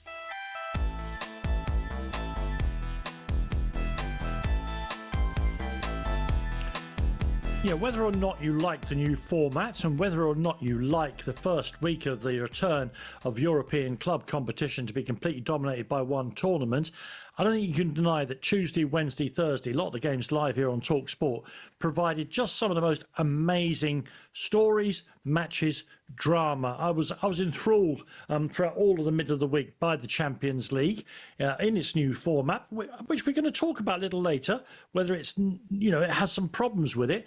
But the games themselves, Andy, we'll start with count them, 1, 2, 3, 4, 5, 6 English clubs who are in the Champions League this year. You were at St James's Park for a pretty good game between Newcastle and Barcelona. As we've just been talking about in another story here on Trans-Europe Express this evening, Marcus Rashford at the centre of the drama. Yeah, he was brilliant, as I said, I thought before. And I know a lot of people thought he woke up with the goals, but I think you have to look at what was required of him by Barcelona and what is required of him by Barcelona. He's not required to be the star of that team. And I think if you look at the way he ran stretch of pitch, kept Kieran Trippier occupied and stopped him having any attacking impact on the game, really. I thought that was really important for Barcelona, particularly in the first bit where Newcastle were really going at them for the first 20 minutes, and again, of course, didn't have a centre forward to make the difference when they were having that good period. But when the moment came for him to take centre stage, he did that very well as well. But I think what's really interesting to me is the fact that in the aftermath of that, and I think apart from that first 20-25 minutes, Barcelona did play like favourites for the competition. I thought 2-1 flattered Newcastle, to be honest, despite the fact that they had that good opening. And what I thought was really interesting is hearing the amount of people who went to the game who'd maybe not seen Pedri at first hand before, who are like, yeah, this guy is one of the greats to have played at St James's Park. I saw Troy Deeney on the way out, who'd been commentating with Jim Proudfoot for TalkSport, and he said, yeah, my man of the match comfortably. He said Marcus was great, but my man of the match. And I couldn't agree with that more. And I think... Please, go on. I was going to say, I think it's almost because he's so recently retired, it feels sacrilegious to compare people to Toni Kroos. But I think even though they're different players, what Pedri shares with him is that ability, that desire to take on the ball in tight spaces and always not to know what to do when you've got the ball in the tight space and feel comfortable taking the ball on in a tight space and still find the right pass. And that's where he and Kroos are similar. I think, and especially against the midfield like Newcastle's that are going to rough you up, that are really physically strong as well as technically good. I think that was important in them grabbing the game, I think. Yeah, you're right, absolutely right about him taking the ball, but it's the precision of the passes, whether they're just a 4-yard pass to a teammate or the pass that breaks the next line. It's the precision of them, and that's Toni Kroos as well, isn't it? Yeah. It doesn't matter. He doesn't care whether it's an unflashy 3-yard layoff or whether it's something a bit more ambitious. It's about the precision of the passes. Very, very good indeed. The next game we should talk about was, we've already talked about Atletico Madrid not only giving up leads, but also conceding late goals. And the goal they conceded at Anfield to make it Liverpool 3, Atletico 2, and another very good game, was an absolute crusher. Yeah, I think it was, in terms of the timing, in terms of they'd already had the warning with that free header that Konate had from the corner. And you think, OK, that was our one get out of jail card. Let's not do that again. Now, look, I know stopping Virgil van Dijk scoring from a corner is easier said than done. And Liverpool deserved the win, undoubtedly. That's fair, yeah. But it is still, when we talk about Atletico going through things that they haven't been through in the past, conceding goals off set pieces and looking like they're often going to concede goals off set pieces is a bit of an issue. You know, they started the game like that and finished the game like that. But I think in between, given that at 2-0 down after 6 minutes, they were looking at an avalanche. And of course, really good teams have been absolutely buried at Anfield over the last couple of years. And in the Champions League, in the league stage last season, you look what happened to Leverkusen and Real Madrid. And the way they stood up to that was really good. And you felt that could have been something. The way they celebrated the equaliser, you felt that could have been something that shaped not necessarily their season, but certainly their early season. And that they weren't able to get that over the line must have been incredibly disappointing. Yeah, I think that may cast a shadow over their season. I know professional footballers are so resilient. They mentally just try and, we go again and all the rest of it. But that's the sort of thing that could take the wind out of any squad's sails. Not that he deserved to win. Absolutely not. That was Liverpool's privilege. Andy, let's talk then about the game in Bilbao, where we know teams from North London tend to do absolutely brilliantly in recent weeks. But Arsenal won 2-0. Was that as comfortable as it looks? No, I don't think it was. And I think Mikel Arteta used the subs really well. Clearly, Athletic miss Nico Williams. That was a huge miss. There's no doubt about that. A player who I think you could justifiably say at the start of this season could have got into the teams of Barcelona, Bayern, Arsenal or Chelsea, which is as big a compliment as it gets, really. Anyone except PSG currently, you could argue. Yeah, I think that's maybe fair Real to Madrid, say. yeah. There are some that would pick him ahead of Bradley Barcola. So, I agree. So, I think the way that Arsenal managed to keep them at bay until they were in position to win the game was pretty good. I think if you look at it, of course, Arsenal have got a few big ones coming up. You look at Bayern Munich, for example. I think that's a really, really interesting one when we get into the back half of October. Great win for Arsenal. Didn't think it was a great performance. And I guess that is the sort of performance that, despite their results in the Champions League, which have been, when you consider how long Arsenal have spent out of the Champions League, to have a quarter-final where they went out to a big club and you thought they could have done better, and a semi-final when they went out to the eventual winners and you felt like they missed an opportunity. I mean, it's really hard to argue with Arsenal as a candidate for this competition. Sure. Having said that, I do still feel there's a gap between PSG, Barcelona, maybe even Bayern, and then down to Arsenal, who are in that sort of, I guess, A- bracket for me. But you're right to mention the substitutes, because we saw again today in the Premier League, their bench now is something frightening. And if they manage to get it right, they're going to be a very, very hard team to beat. The other three English teams were involved in games which were to lesser extents, lesser or great extents, blowouts or absolute stinkers. I guess we should start with City 2, Napoli 0, and anticlimactic because of events within the game. Yeah, it really was. And I think when you saw the VAR call, you couldn't really argue with the sending off of Giovanni Di Lorenzo, who, as well as being a defender, of course, which elicited the Kevin De Bruyne substitution, which was very disappointing in itself. Absolutely. Di Lorenzo's a huge leader for Napoli. So it's not just the man disadvantage, it's the actual identity of the man that went off. Yeah, of course. Which I think reduced what could have been a really great game into pretty much one-way traffic, which is a shame for the spectacle as a whole. I think if we look at Bayern Munich against Chelsea, that was entirely different. I think when Enzo Maresca talked afterwards about the fact that he felt there was a big experience gap between the two teams. I guess he was talking about directly in the Champions League. I think there was a quality gap, really. I thought Bayern were excellent. I thought they could have scored a lot more than they did. I think when you bear in mind that they have a smaller squad than, say, Chelsea, and not that always has to be a deal breaker. You look at the sort of squads that Pep Guardiola ran at Barcelona when they were winning it back in 2009 and getting into the latter stages of the competition, and 2011, of course. So that doesn't necessarily have to be a deal breaker, but I think this was a good reminder of exactly how dangerous Bayern are. Now, what happens when winter draws in and they feel the effects of the Club World Cup? Like you say, maybe they won't. When Jamal Musiala comes back in January, maybe they're absolutely flying. Who knows? But that is the only thing that I feel is maybe holding them back now. And I think you look at the fullbacks as well. I don't think they got covered for Kane, Andy, for what it's worth, but that's another story, isn't it? You know, no. A 32, how is it possible?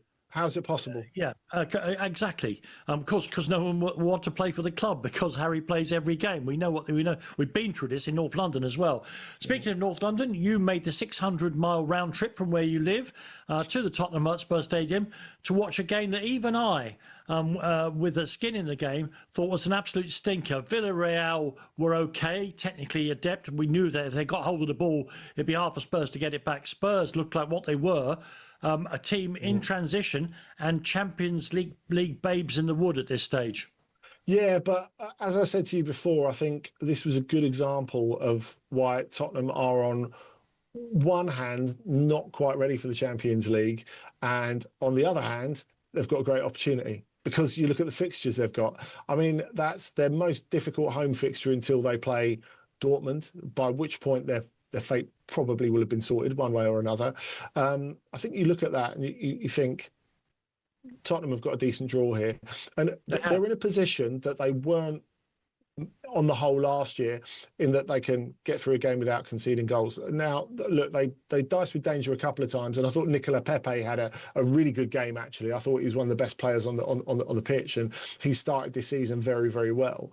But maybe if Mikel Tadza had played for Villarreal for 3 more weeks and was completely used to the team, maybe it would be a different story. But Tottenham started really well and weren't quite able to run with that in the way that, say, Liverpool can completely overwhelm opponents at home. Look, I realise Liverpool is the ultimate standard almost, but sure, you're right. You could see Spurs learning on the job. On one hand, they're not the finished article, and on the second hand, like I said, I think they've got a great opportunity in this league stage. Yeah, they play all the on paper easier opponents before they have to go to Paris to play PSG. They could have a lot of points stacked up by then if things go their way. That's the 6 English teams. Wow, what a laugh it would be if all 6 of them made the last 16. The draw would be hilarious. Let's turn our attention then when we come back in a few minutes' time here on Trans-Europe Express to the games involving non-English teams. Some of those were absolutely brilliant and some of them were a bit of a washout. We'll talk about those next here on the mighty Trans-Europe Express.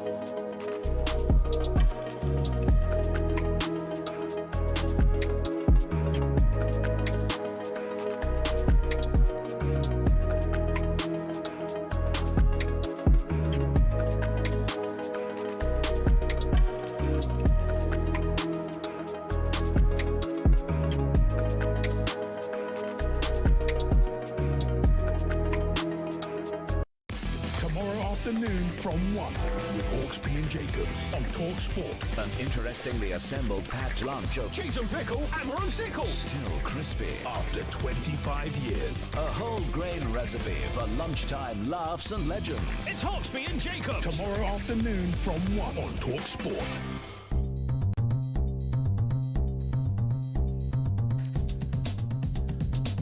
Yeah, out with, as they say in Scotland, the 6 English teams. There are a lot more brilliant games in the first raft of matches in the Champions League. Now, Andy, I don't think I'm giving away any state secrets when I say that very often you drive the direction of these sections in the show, whereas I'm here to provide knowledge of Stevie Wonder albums and physical glamour. However, when we talked about what we were talking about in this section, you didn't mention the game that I want to start with, and I think it's because you're trying to keep from public view bad results for your favourite league in Portugal. But Benfica 2, Qarabag 3 is A, it was a genius match, and B, what a result that is for the new format in some ways. Yeah, I suppose so. And look, I kind of didn't mention it because I thought, well, it kind of led Mourinho to where he is, didn't it? Sure. That only adds to it, though, because the game had a huge effect as well. Yeah, it did. And Bruno Lage, who probably did well to last the summer. He was hanging on, wasn't he? Yeah. You can't survive that. He was. And, obviously when Benfica are 2-0 up, you think they're absolutely home and hosed, and that they think it's easy, 2-0 up after 15 minutes, and a really, really good comeback. And I think it's probably worth looking at Qarabag, because if you look at the fact that Gurban Gurbanov has been coached there for such a long time now, 15 years, it's a remarkable story, really, and they've been consistently in Europe since then. Now, look, no one's sitting here saying we know everything about Azerbaijan football, no. But if we do know something about Azeri football, it's because of Qarabag, because they have been consistently competitive in European competitions over this last decade plus.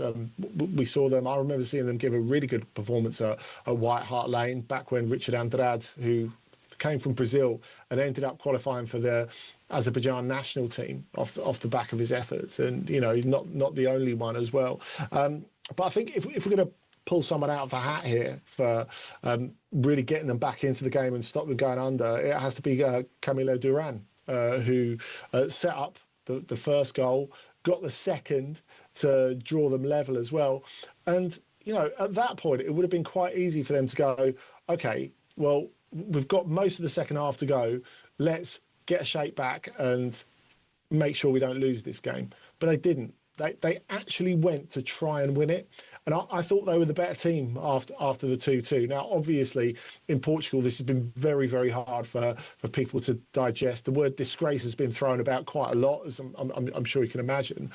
But the point I want to make is Qarabag didn't steal this game. No. And in terms of their team structure and recruitment, they've been consistent for a very long time, and they have built towards this. It hasn't always gone for them, and some of the results that they've had, particularly in the Europa League last year, where they got absolutely smashed at home to Lyon, but actually played quite well on the night. It's always that thing, isn't it? When you dominate a domestic league and all of a sudden you're up against teams who are much bigger, you have to completely change the way you're playing. And you know what? The way they managed to adapt to the changing situation on the night, as well as changing from what they normally do, I thought was enormously impressive, and Gurbanov deserves his flowers. Yeah, they've also got, if Tottenham have got a draw that looks advantageous, Qarabag got the absolute filthiest draw you can imagine. They've already been to Benfica. They have to play Chelsea, Liverpool, Napoli, Athletic Bilbao, Eintracht Frankfurt, and then the comparative minnows of Copenhagen. So they haven't been helped by the draw. A great game in Turin, Andy. Juventus 4, Dortmund 4.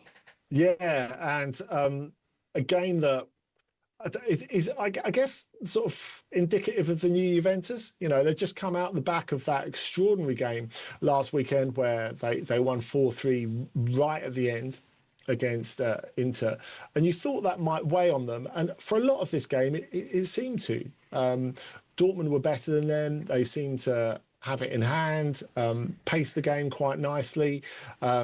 Even when they lost leads, got themselves back into a position to win the game. And when Rami Bensebaini scores the penalty to put them 4-2 up, you think, okay, good night Vienna, really. But one of the key factors for Juventus this season, and we talked about him so much in terms of where would he go before the start of the season, Dusan Vlahovic came off the bench, enormously influential again, 2 goals and an assist, which is pretty remarkable. And Lloyd Kelly, goal machine, getting it over the line at the end. You know, the fact they scored twice in stoppage time at a point where you think Dortmund are home and host. In the 3rd minute of stoppage time, they're still winning the game 4-2. And they end up coming away with a 4-4 draw. So it's tough for Dortmund to get over, to think they've got themselves an absolute blue ribbon win on the opening day of the Champions League. And Juventus came back. And remember, Juventus were really good at coming back in the opening part of the league phase of the Champions League last season under Thiago Motta as well. That memorable win at Leipzig with 10 men.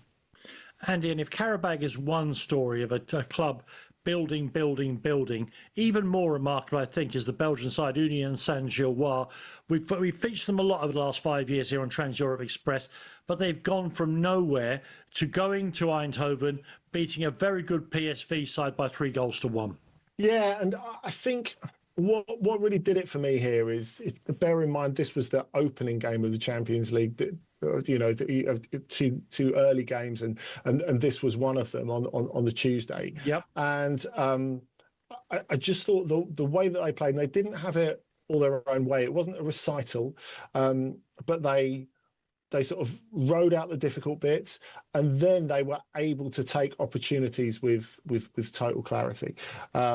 Like the penalty, of course, at the beginning where Promise David scored that. And I think Promise David will end up at a big club. I think he'll be one of their next big sales. The real one, though, is Al Hajj, who I thought was brilliant, scored a fantastic second goal.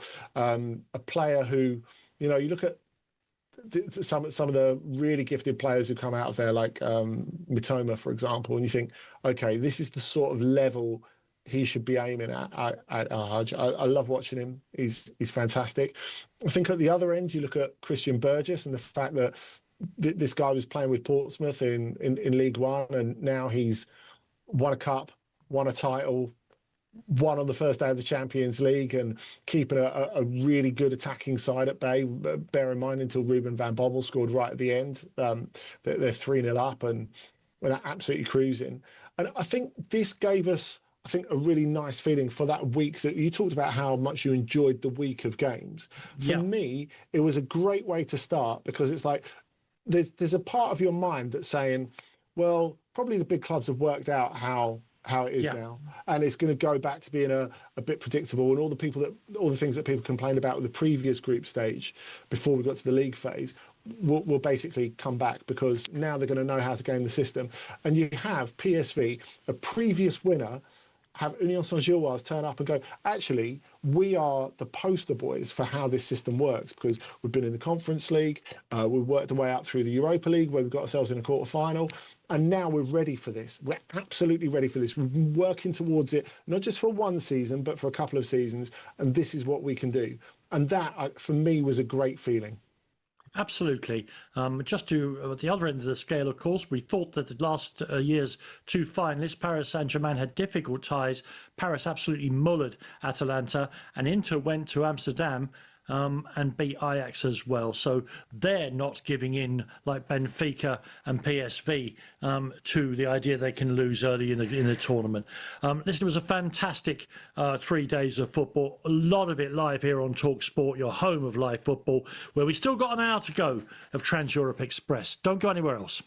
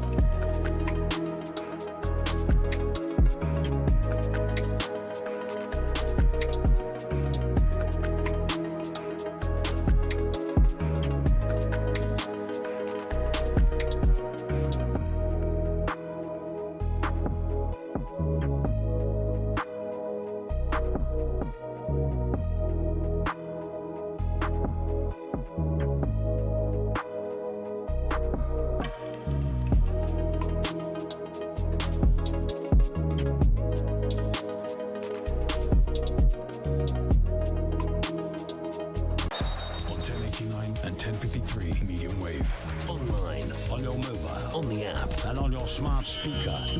Talk Sport. Talk Sport. Yes, still an hour of Trans-Europe Express to go this evening, and during that hour we'll be talking about France, previewing the Europa League, which gets started again next week. Tim Vickery will join us from South America. It should be a belting 60 minutes. Before that, though, let's get some news and sport headlines. It comes to you tonight from Hugo Chambray. Thanks, Danny. Good evening. Hard to make out who, if anyone, that Arsenal City draw is a good result for, except for Liverpool, of course. Mikel Arteta is now the only Premier League manager to have not lost to Pep in 5 straight matches. Guardiola acknowledged he wants his team to be better, though. I'm here to enjoy my team. I'm so proud how they, with their games and moments and openings, that you have to do that. And that is about body language and spirit and being together and all together. It's unbelievable. While Troy Deeney has run out of patience with Arsenal. You have to win now, and your window of opportunity is only right now. You can't keep saying it's a 5-year project. We're through that, by the way. I know everyone stopped talking about that, but we are through them 5 years. We're past that. We're going to win this year. We've got the best squad. We've done all of this. Go and win me some games then. Go and win me the big games. Meanwhile, Unai Emery accused his players of laziness after they failed to beat 10-man Sunderland at the Stadium of Light. Villa are still winless this season, while Bournemouth have as good a league record as anyone except Liverpool so far this season, with 10 points from their 5 matches. Elsewhere, Marseille's clash with PSG was suspended due to bad weather. It's been rescheduled to tomorrow evening, meaning those involved won't be able to attend the Ballon d'Or awards ceremony in Paris. PSG manager Luis Enrique has been nominated for Coach of the Season, while 8 of the Parisians have been nominated for the Players' Award. And England's cricketers eased to a 6-wicket victory in the 3rd T20 International against Ireland to win that series 2-0. There's more on our website at talksport.com. TalkSport News. The UK, along with Canada and Australia, will formally recognise the state of Palestine, and a second runway at Gatwick Airport has been given the green light. TalkSport weather with QuickFit, your go-to destination for quality tyres from great brands like Continental. Visit your local centre or quickfit.com and book today. Cold but clear tonight, a few scattered showers on northern and eastern coasts. Tomorrow should be settled with sunshine in the south, cloud cover in the north. On your mobile and on your smart TV, Trans-Euro Express. The nation's premier all-action weekly international football program from Paris to Barcelona. Unmissable European football talk. Trans-Euro Express, the world's favourite European football program on TalkSport.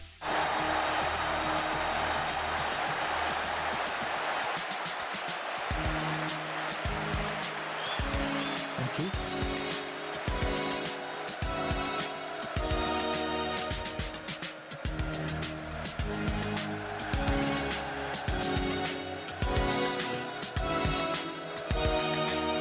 Yeah, welcome back everybody to the 3rd and final hour of tonight's edition of Trans-Europe Express. As always, Andy Brassell driving the engine with me as a kind of helmsman. I'm Danny Kelly and you're listening millions. Fantastic that you're along with us for the remainder of the show, during which time you'll hear all the latest from France. Lots and lots and lots of good stories there. We'll also be previewing the return of the Europa League, and then Angie will take you around the other leagues as well. Again, some fantastic stories, ending with a cat on the pitch, which is one of our favourite things here on Trans-Europe Express. Welcome back, everybody. It should be a belting 60 minutes. Strap yourselves in.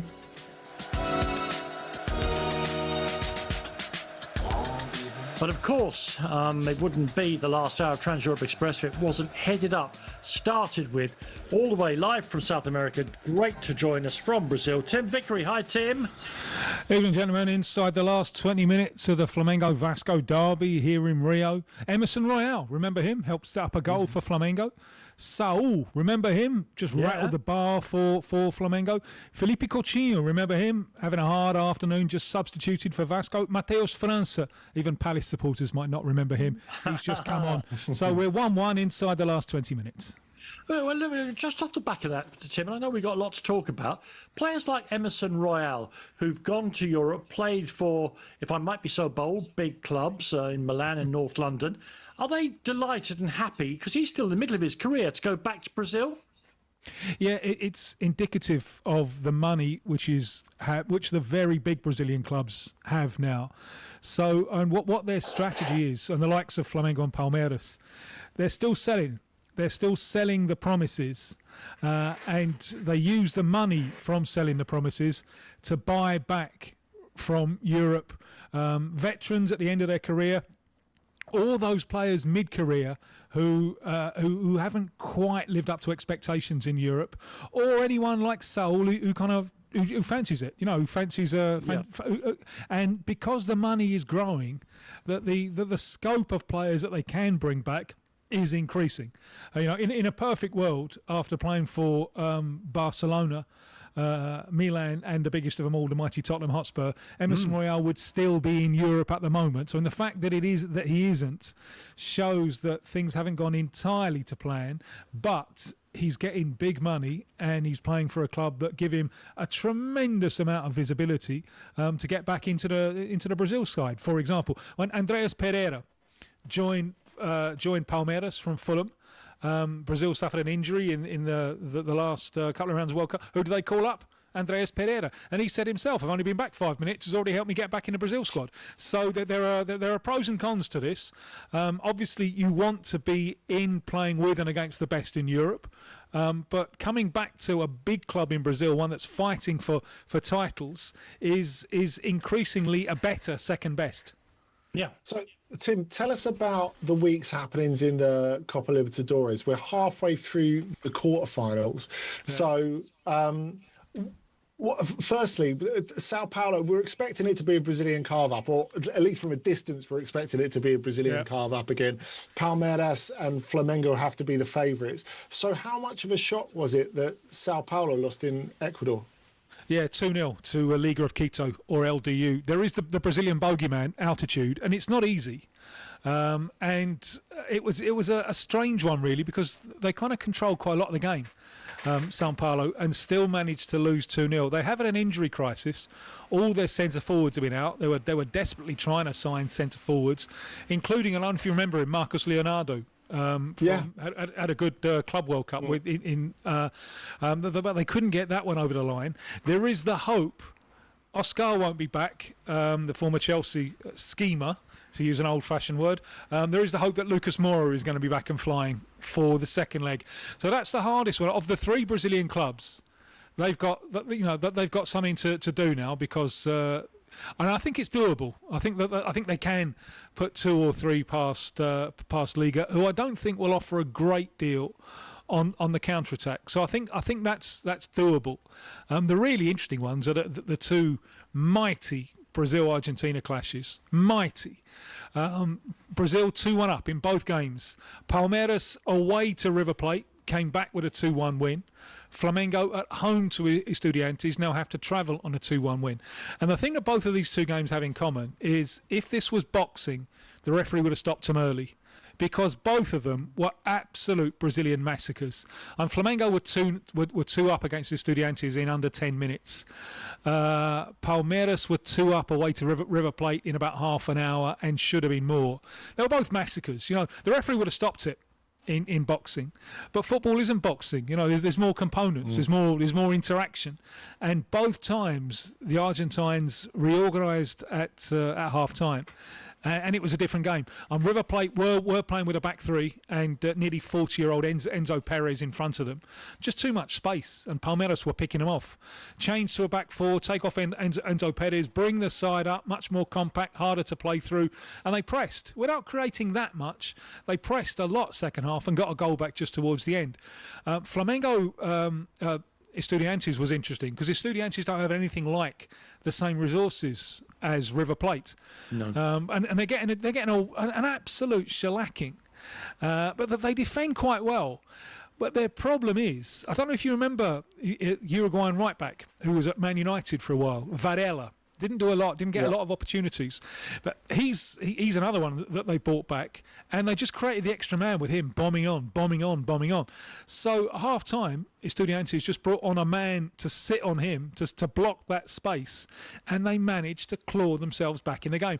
A little bit of help from the referee, who last 10 minutes he wrongly sent off a Brazilian or Ecuadorian Brazilian, Gonzalo Plata. CONMEBOL, South America's UEFA, have recognised that was a mistake and rescinded the red card. But it was a different game.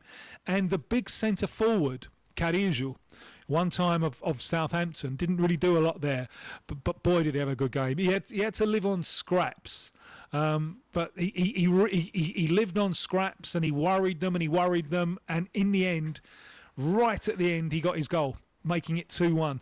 Tight stadium back in La Plata on Thursday. That one could go either way. So Flamengo have got a lot of hard work to do. So summing it up, really, those 3 games, it's much tighter for Brazil than we expected, I think, to have been the case, and looked as if it was going to be the case on the early evidence of all of those games. So there is just the possibility, and this would be extraordinary, of no Brazilian teams in the last 3. And River Plate would have to do something exceptional in Sao Paulo, come back from 2-1, but they will take great heart from dominating the second half. The other one, there's an all-Argentine tie, Vélez and Racing. Racing won that one away from home 1-0. I'm very, very happy that I won't have to sit through the second leg because I'll be on my way to another game because, my God, it was a hard watch. And I don't expect a great deal more in the second leg. Tim, I apologise because of time constraints here for skating over the Copa Sudamericana. But I want to talk about the Under-20 World Cup, which starts in Chile on Saturday. And this is a tournament which South American teams have traditionally done very well in. Who are the favourites from your continent and beyond? Yeah, I mean, Uruguay are the reigning champions. Interesting, that really good side that won the last one 2 years ago. None of them have kicked on. It's amazing. None of them have really established themselves anywhere. And that looked like a really good side. I suppose it's, just highlights that you can never take anything for granted. It does. This whole tournament does highlight South America's strength in depth because Uruguay won the last one. The time before, Ecuador came third, and the time before, Venezuela came second, lost to England in the final, if you remember. None of those 3 are here this time. None of those 3 have qualified. So obviously you've got Chile as the hosts. You've also got Paraguay, who changed their coach during qualification. It started off with Aldo Ducha, the midfielder who I think nearly took Beckham out of the 2002 World Cup, if you remember him, for La Coruña. I remember him. During the tournament, he was sacked and replaced by Alcaraz, the big defender they had for Wigan and Everton. So he became the coach during the qualifying tournament. They are gutsy, but I don't think they've got a great deal else. Argentina are interesting, as are Colombia. Brazil are actually the continental champions, but were dreadful in qualification. We're just big, strong, and uncompromising. And you wondered, looking at it, what the point of the exercise was. They've changed their squad considerably, but a lot of the squads still haven't been named yet. Or of the South American sides, Brazil are the only one who've named a squad. And there's so much horse trading going on just in the last few days, because a lot of it is about how can you get your players released? Who is available and who's not available? So lots of conflict between FAs and clubs because, it's not a registered FIFA date, so clubs are not obliged to release players. So before we start picking players out, I like Montoro a lot for Argentina. Came through the ranks with Vélez Sarsfield, already in Brazil. That's a sign of the times, with Botafogo, Álvaro Montoro, an attacking midfielder. Just on that point, the Flamengo side that played Estudiantes in the week, 6 foreigners, 5 Brazilians, 6 foreigners. That really does show you the extent to which Brazil has become the Premier League of South America. So this time next week, the Under-20 World Cup will have started in Chile, and we should know who's taking part, because we should know that the squads will all have to be named by then. Tim, it sounds fascinating. I'm always interested in what's going on in Brazil because it really is changing so quickly now, almost month by month. Thank you very much indeed, as always, to our great friend and obviously massive contributor to the ongoing success of Trans-Europe Express, Tim Vickery.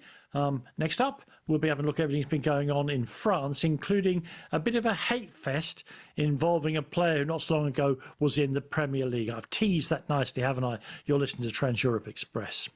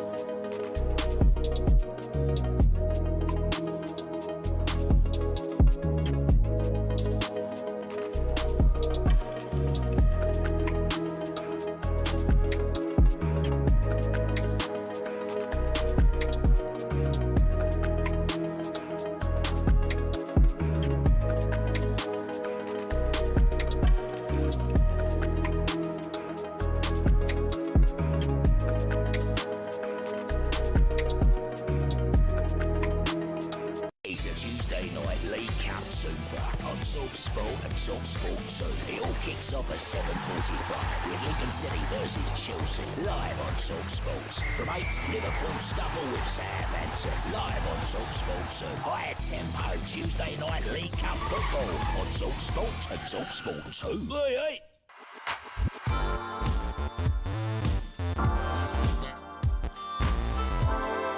Yeah, a little later than usual. We're about to talk about football in France. And our headline, many of you will remember Florian Thauvin. Thauvin ticks them off. Andy, this is a great story because obviously Lens against Lille is a big derby anyway. But Thauvin's history involving both the clubs means that he was central to the action and certainly not best enjoyed by one half of the supporters. No, and he was always destined to be the centre of it, Danny. Now, of course, he came back to France this summer to sign for Lens and has played pretty well so far, really got himself back into the European game at Udinese after it didn't really work out for him in Mexico. And he started this season very, very well indeed. When he was coming up against Lens, against Lille, it's always a keenly contested derby, Lens and Lille, two teams that are about half an hour apart in Nord-Pas-de-Calais, in the northern part of France. And the intensity of it is sometimes underrated. Now, you think of all the intensity really coming from the Lens direction. It's a strongly working class, former coal mining town, which has been there and won it before Lille did, before Lille established themselves at least contenders to the European elite. So you thought, OK, well, it's fine because Thauvin's not going back there. And I say going back there because 12 years ago, he signed for Lille. Well, 12 and a half years ago, he signed for Lille when he was leaving Bastia, where he first really emerged. Except he signed and he thought, yeah, maybe they're not that good. Oh, and Marseille are interested in me. So he went to about 3 training sessions and then stopped coming and said, yeah, you're going to have to sell me to Marseille or I'm just not going to turn up again. Clearly, football fans being football fans and clubs being clubs, no one has forgotten about this. Well, you would you? They sold him on for a really nice profit. They sold him for 5 times what they bought him for, or almost, to Marseille. He went off and, of course, did very, very well there. But anyway, he's not best liked in Lille. So obviously he was going to play well. Obviously he was going to score the opening goal.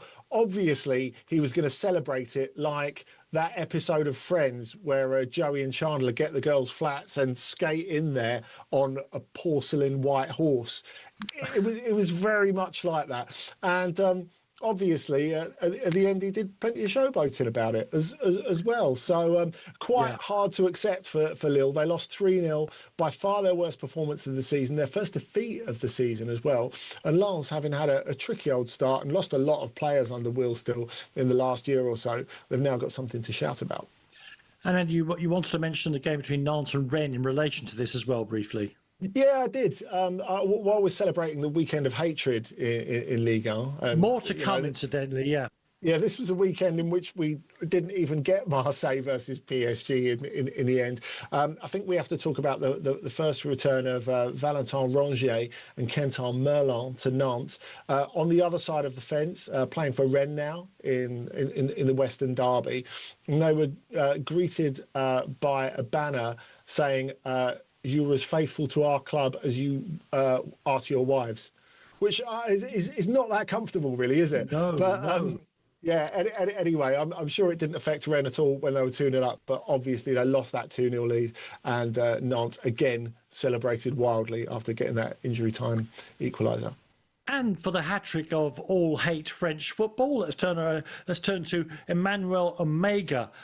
Scored for Strasbourg against Paris FC today. His first appearance since the announcement of his move to Chelsea, which has gone down really badly. Yeah, it has. And of course, there were these banners last week for the game against Le Havre, which was at home. It was at the Ménil. And the Strasbourg fans had a banner saying he was a pawn of Bluecoat and should have the captaincy taken off him. Now, of course, he's only just received the captaincy. He's 22 years old, rising star who I think has got a chance of going to the World Cup with the Netherlands. He thinks he's got a chance of going to the World Cup for the Netherlands if he has a good season as well. And so Liam Rosenior, his coach, talked about it afterwards and said he was devastated, even though Omega was unable to comment because he was injured and not available for that game. He did play today, as you said, in Paris, scored the goal that turned out to be the winner.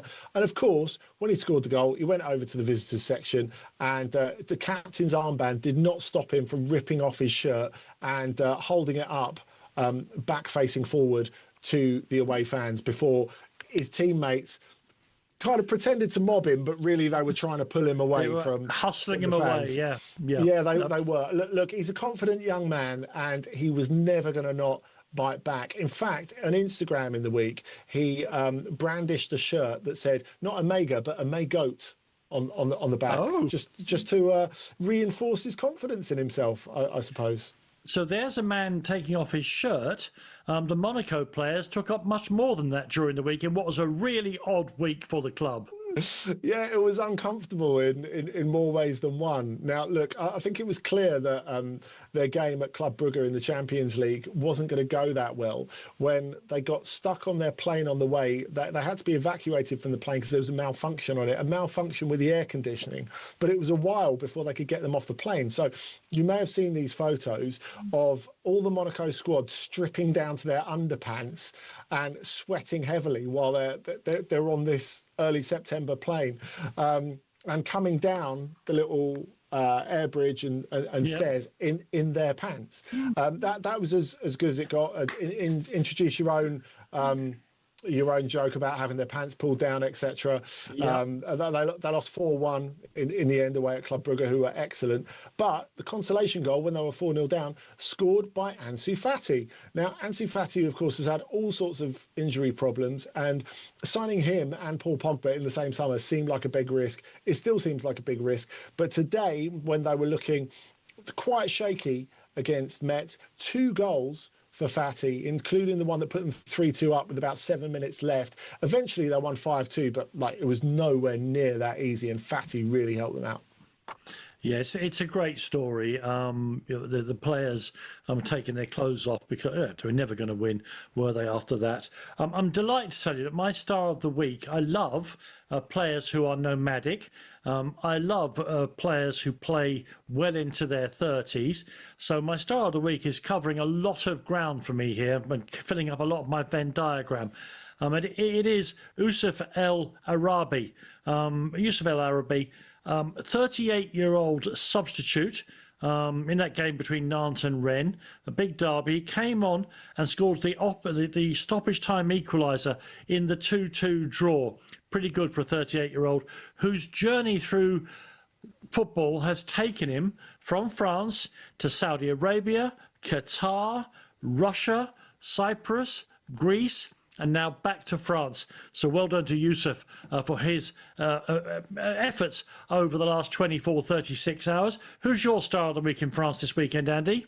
Well, there will be one week when I won't pick a player who came out the Lyon Academy, but it's not going to be this week. No. So I've picked Roman Del Castillo, who had a brilliant game today for Brest against Nice. They've had a tricky start to the season, but an assist and a goal for Del Castillo. The goal was brilliant. Left foot curler into the top corner to put them 2-0 up early on. Well-deserved win for them, and Del Castillo is an absolute dream to watch on his day. Listen, thank you very much indeed for all of that, Andy. As I say, we had a brilliant week of Champions League football here on TalkSport for you. Hopefully, we'll see something similar in the Europa League. And next up, Andy and I will preview some of the bigger games happening in that tournament. 3 British clubs involved, and we'll talk about Villa, Nottingham Forest and Celtic, plus some other big contenders for the Europa League, currently held, of course, by Tottenham Hotspur. That's what we'll do next here on Trans-Europe Express.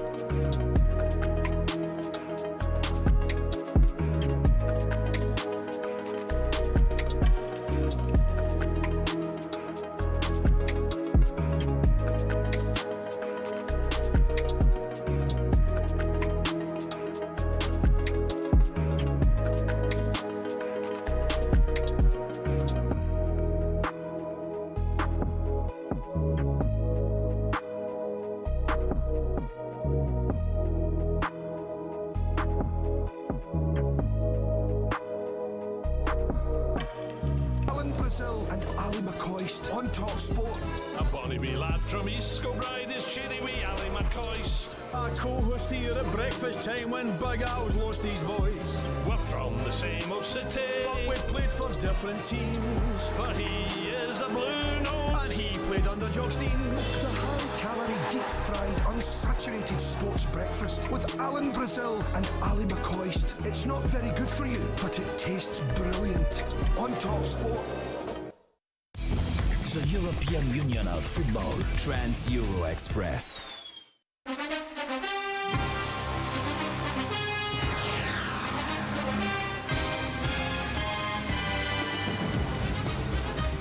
Yeah, now listen, there's NFL action this morning where you can listen to the Kansas City Chiefs at the New York Giants live on TalkSport 2 after our show from just after 1 o'clock in the morning. That's live NFL on TalkSport 2 from just after 1 a.m.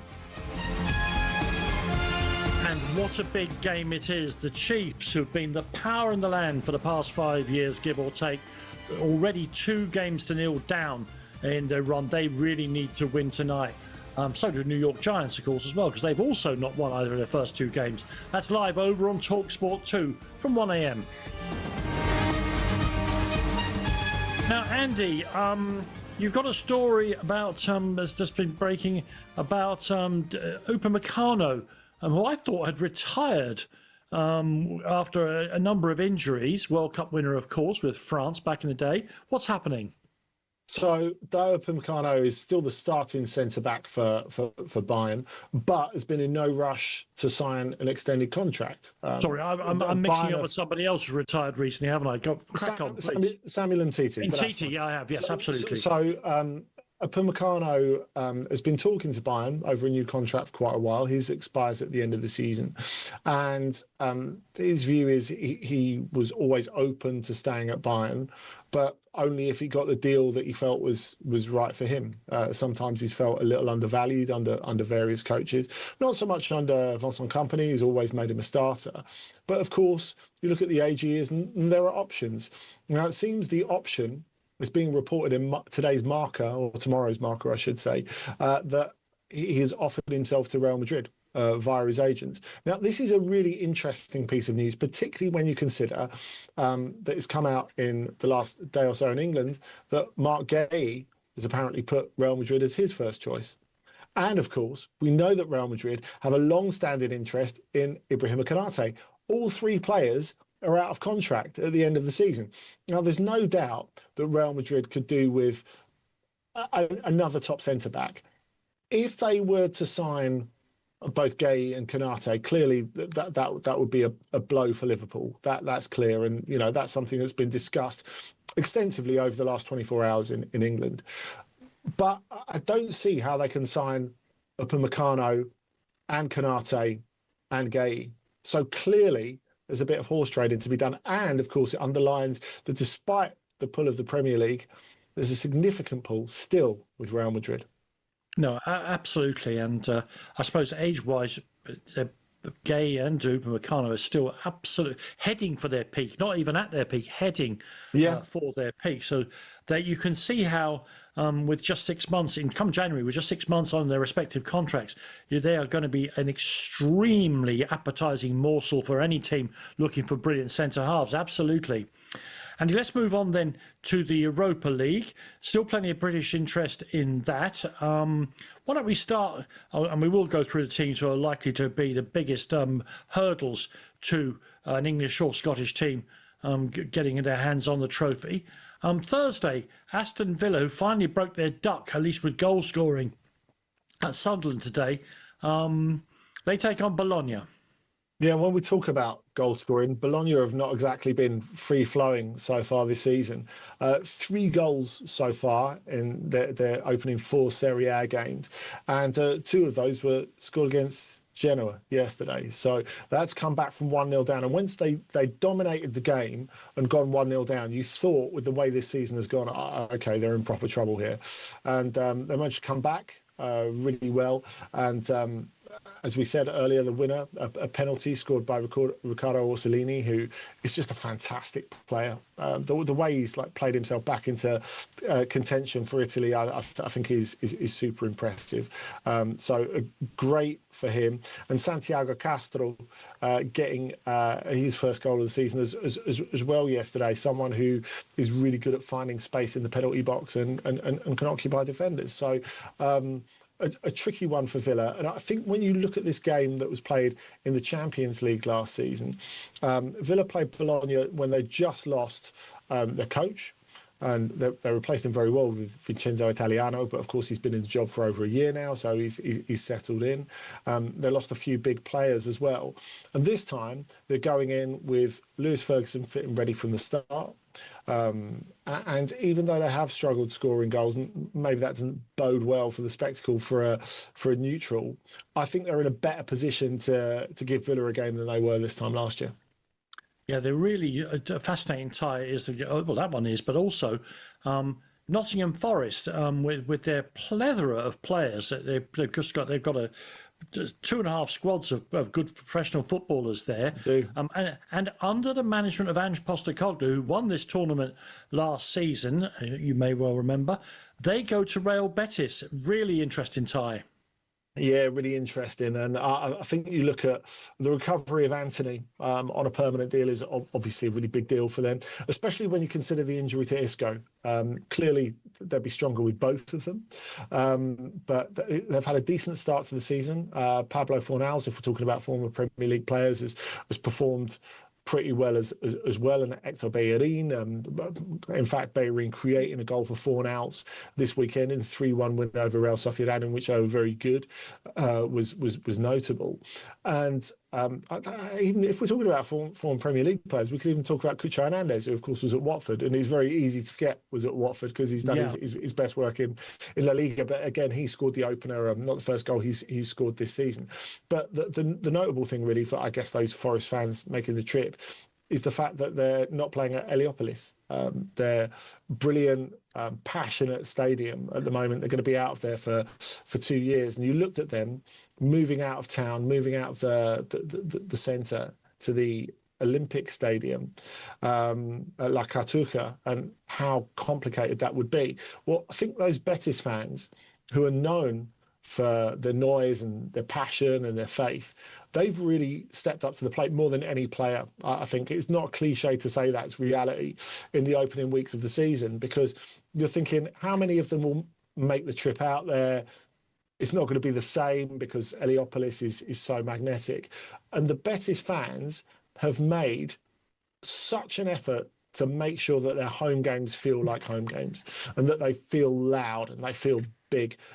I think that's been the notable point of Betis's first couple of weeks of the season. So to see if that can make an impact in Europe as well, especially as, you know, they did really well in the Conference League last season, you would imagine there'll be a deal of local enthusiasm for it. I think that'll be really interesting to see how that affects the tie.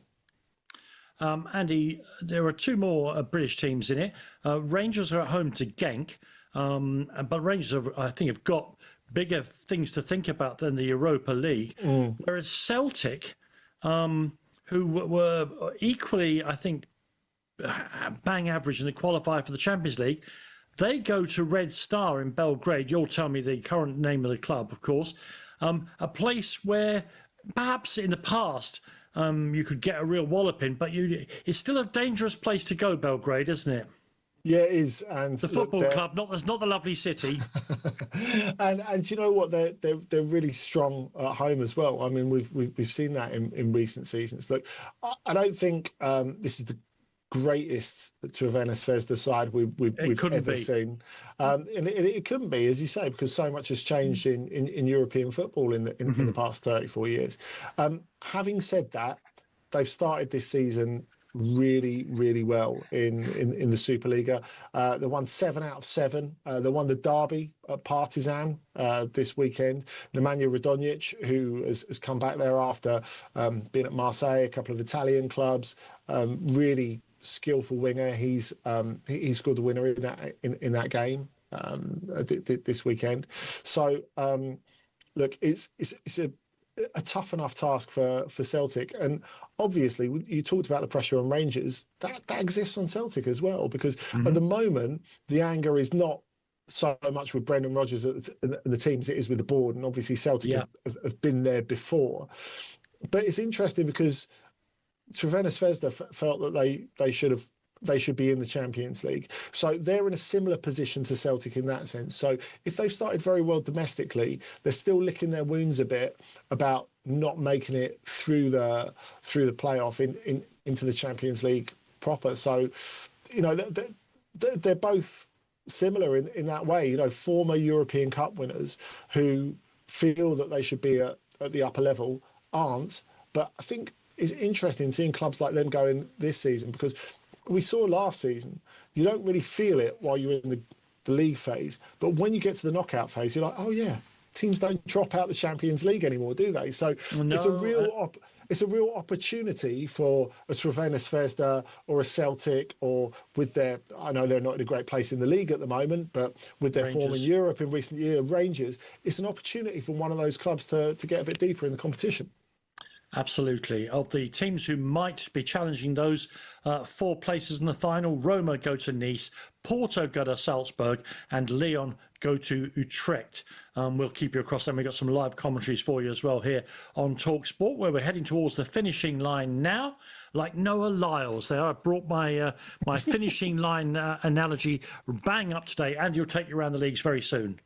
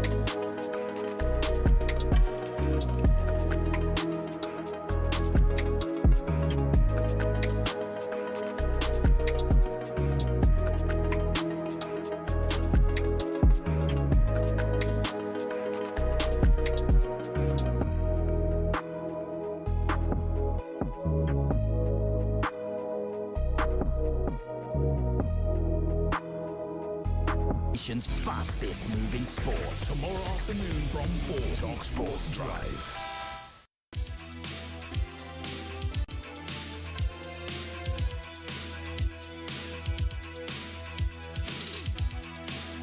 Yeah, heading towards the finishing line. Jefferson Wooden, they have expanded it into other genders of people who've been doing well at the recent finish to this afternoon World Athletics Championship. Nobody watched athletics anymore except me, but I've really enjoyed them.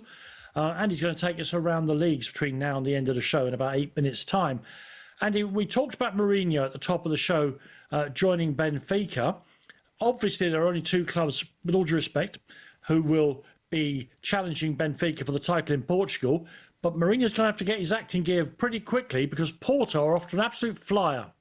Yeah, they are 6 out of 6, and they won yesterday 3-0. Friday night, 3-0 at Rio Ave.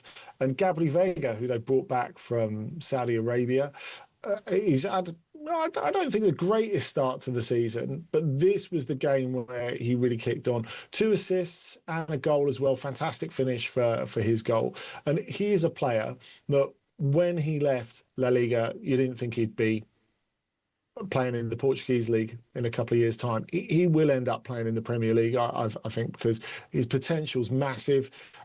He took a 90% pay cut. We've said it before, but we'll say it again because it's still astonishing to come back and play in Europe, just down the road from where he started off and grew up at Celta Vigo. And I think you look at the midfield that Porto have, that's what makes them so dangerous. Him, Victor Froholt, the teenager who's come off from Copenhagen, they look really terrific. Samu's still there. And under Francesco Farioli, they've got a really good chance this season. And I think that was one of the things with Benfica stuttering a little bit at the start of the season. You always have the feeling in Portugal, bear in mind, there are only 2 times in history that one of the big 3 hasn't won the title ever. 1946 and 2001. I can tell you because that's the only 2 times it's happened. Wow. Belenenses and Boavista. And Thank you for mentioning those great clubs. Yeah. You're welcome. So I think every time you drop a point, do you think, oh my gosh, what are we going to do from here? And that was one of the things. Bruno Lage, I don't think had the full confidence of everyone coming into the start of this season anyway. And when you had a couple of results going wrong, particularly, we talked about the Qarabag result being eventually ruinous for him, but actually it's the points they dropped against Santa Clara last weekend that really hurt at home. Yeah, absolutely. Let's move on then to the Netherlands, where we've had one of the big clashes, ended in a 2-2 draw between PSV and Ajax. Yeah, the first topper of the season, and it was as chaotic as you would have hoped. And, even at such an early stage in the season, both teams had quite a bit on the line. Of course, they've both dropped points already this season on a couple of occasions, PSV having lost their previous game at home to Telstar. So they really had to turn up. And PSV were brilliant, I thought, for the first half hour. Went 1-0 in front. Ivan Perisic, again, best player on the pitch. We made a big deal, didn't we, in the summer about how Barcelona should sign him to supplement their forward line. And look, we still love you, Marcus, but they should have signed Ivan Perisic. Well, Tottenham should never let him go. That's the truth of it. Well, they shouldn't have played him at left back in a back 4. That's for sure. He's really enjoying himself now. That's for sure. He looks in brilliant nick. Created the opening goal, and then PSV gave away a really needless penalty. And I thought Ajax were the better team in the second half. Still, it looked like PSV were going to win it when they went back in front. And Oscar Gluck, who the Israel midfielder who came on, who they signed from Salzburg in the summer, who has had a really good start and was asked to play centre forward for the first time in his life. It turns out, who knew, if you'd have watched Barcelona or knew anything about the history of European football, that Ajax would be even better watched without a proper centre forward. Well, they certainly were today. They took off for his second debut, Kasper Dolberg. He had a slight thigh injury. They took him off, put on Glock, and he was brilliant, turned the game. Okay, that means that Ajax remain one of 3 teams that remain unbeaten after 5 games in the Eredivisie. The other is AZ Alkmaar, and, of course, table-topping Feyenoord, who both PSV and Ajax are going to have to hunt down during the course of the season. Excuse me. Turkey next, Andy. Turkaya. nothing could be more fun than a presidential election at Fenerbahce. No, they couldn't, unless you're Ali Koç, because he's no longer the president of richest man in Turkey, deposed. Yeah, that's right, by Saadettin Saran, who beat him by 250 votes. Wow. They both got over 13,000. There was only a slight bit of consternation in the stand at the Sukuru Sarakoğlu as they read out the results. I wouldn't call it a full fight. It's probably one of those footballer fights where people get pushed in the chest rather than any punches are actually thrown. But anyway, this is a huge thing, and maybe not that surprising because, of course, Ali Koç has been the president of Fenerbahce for 7 years, and a lot's happened in that time. But the league has not been won in that time, despite the fact that they've had a 99-point season, a load of big signings, Jose Mourinho, all the rest of it. And it came to a bit of a head at the end of last season when the protests, as we said in the final home game of last season, were not against Mourinho, they were against the club and they were against the board of directors. And from that point onwards, there was clearly going to be an opportunity. Now, I think if you look at Saran, he's come out and given this speech saying, look, I want to be united with Ali Koç, and I want all of us to be united because that's the only way we're going to win everything and anything. And I think that's quite right because they are starting with, despite having made eye-catching signings this summer, they're really starting a new team. They've lost some experienced players like Dzeko, like Tadic, guys who were dressing room leaders. And you look again today, they went to Kazim Pasha, just in the centre of Istanbul, and they got themselves in front. Marco Asensio scored 3 minutes into his debut. Kazim Pasha go down to 10 men and still get a draw out of it. They still come back to get a draw. And that just cannot happen. Like, we always big up Kazim Pasha. I love to watch them. They're great fun. But there's no way that they should be taking points off Fenerbahce. It just shouldn't be happening. And if Galatasaray win at home to Konyaspor tomorrow, which you would imagine they're going to do despite what happened in the Champions League last week, they'll be 6 points clear already. Yeah. Meanwhile, Andy, you can sack Ole Gunnar Solskjaer, but you can't stop Besiktas being useless. No, you can't. And they went down 3-0 at this weekend at Göztepe. I thought Göztepe were excellent, actually. The Izmir-based club, really, really good. Tammy Abraham missed a couple of chances. He's having a tough old time so far. They're defending like they've never met each other before. So even though Sergen Yalchin is a really popular reappointment, he's inherited a set of players that aren't his. It's really difficult taking over anyway mid-season, but 3 games into a season, super tough. And finally, Andy, you know that my passion for football is only really matched by my passion late flowering in life for cats. Tell me where the two things intersected in Belgium. Well, look, we've already talked about Union Saint-Gilloise. We've talked about Club Brugge. What about Anderlecht? Well, Anderlecht wouldn't be getting a mention for the football this weekend because in what looked like a big game against Antwerp, it was a 0-0 draw. It was pretty rubbish. But we did get a cat on the pitch. I know for most people, a dog on the pitch is the apex of football. I don't think cats get enough credit. And this cat was a particularly fast black and white cat, and it was definitely the highlight of the game. What I don't understand, Andy, is why you don't get more cats on the pitch in Turkey. Because as we know, loads of them. Turkish people adore cats. There are Istanbul and Ankara are absolutely the pavements. They're not strays because they belong to everyone. And I know there are vending machines where you can buy food to give the cats on the streets. They don't seem to get into the football stadiums enough. As long as they aren't frightened, though, when they get on the pitch, I'm all for them appearing at Anderlecht or anywhere else. Which takes us, Andy, to, as always, your adventures. What Europa League games are you going to see this week, if any? Villa Bologna on Thursday for me.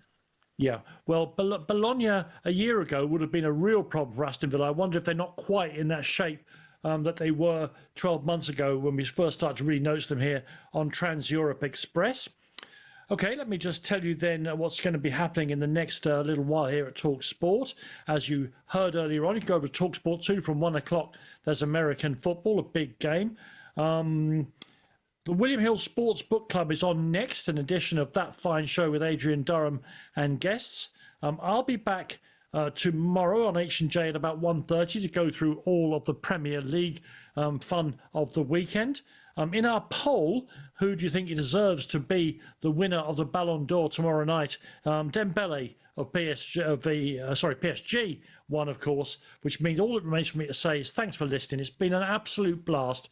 God bless you all, and good night.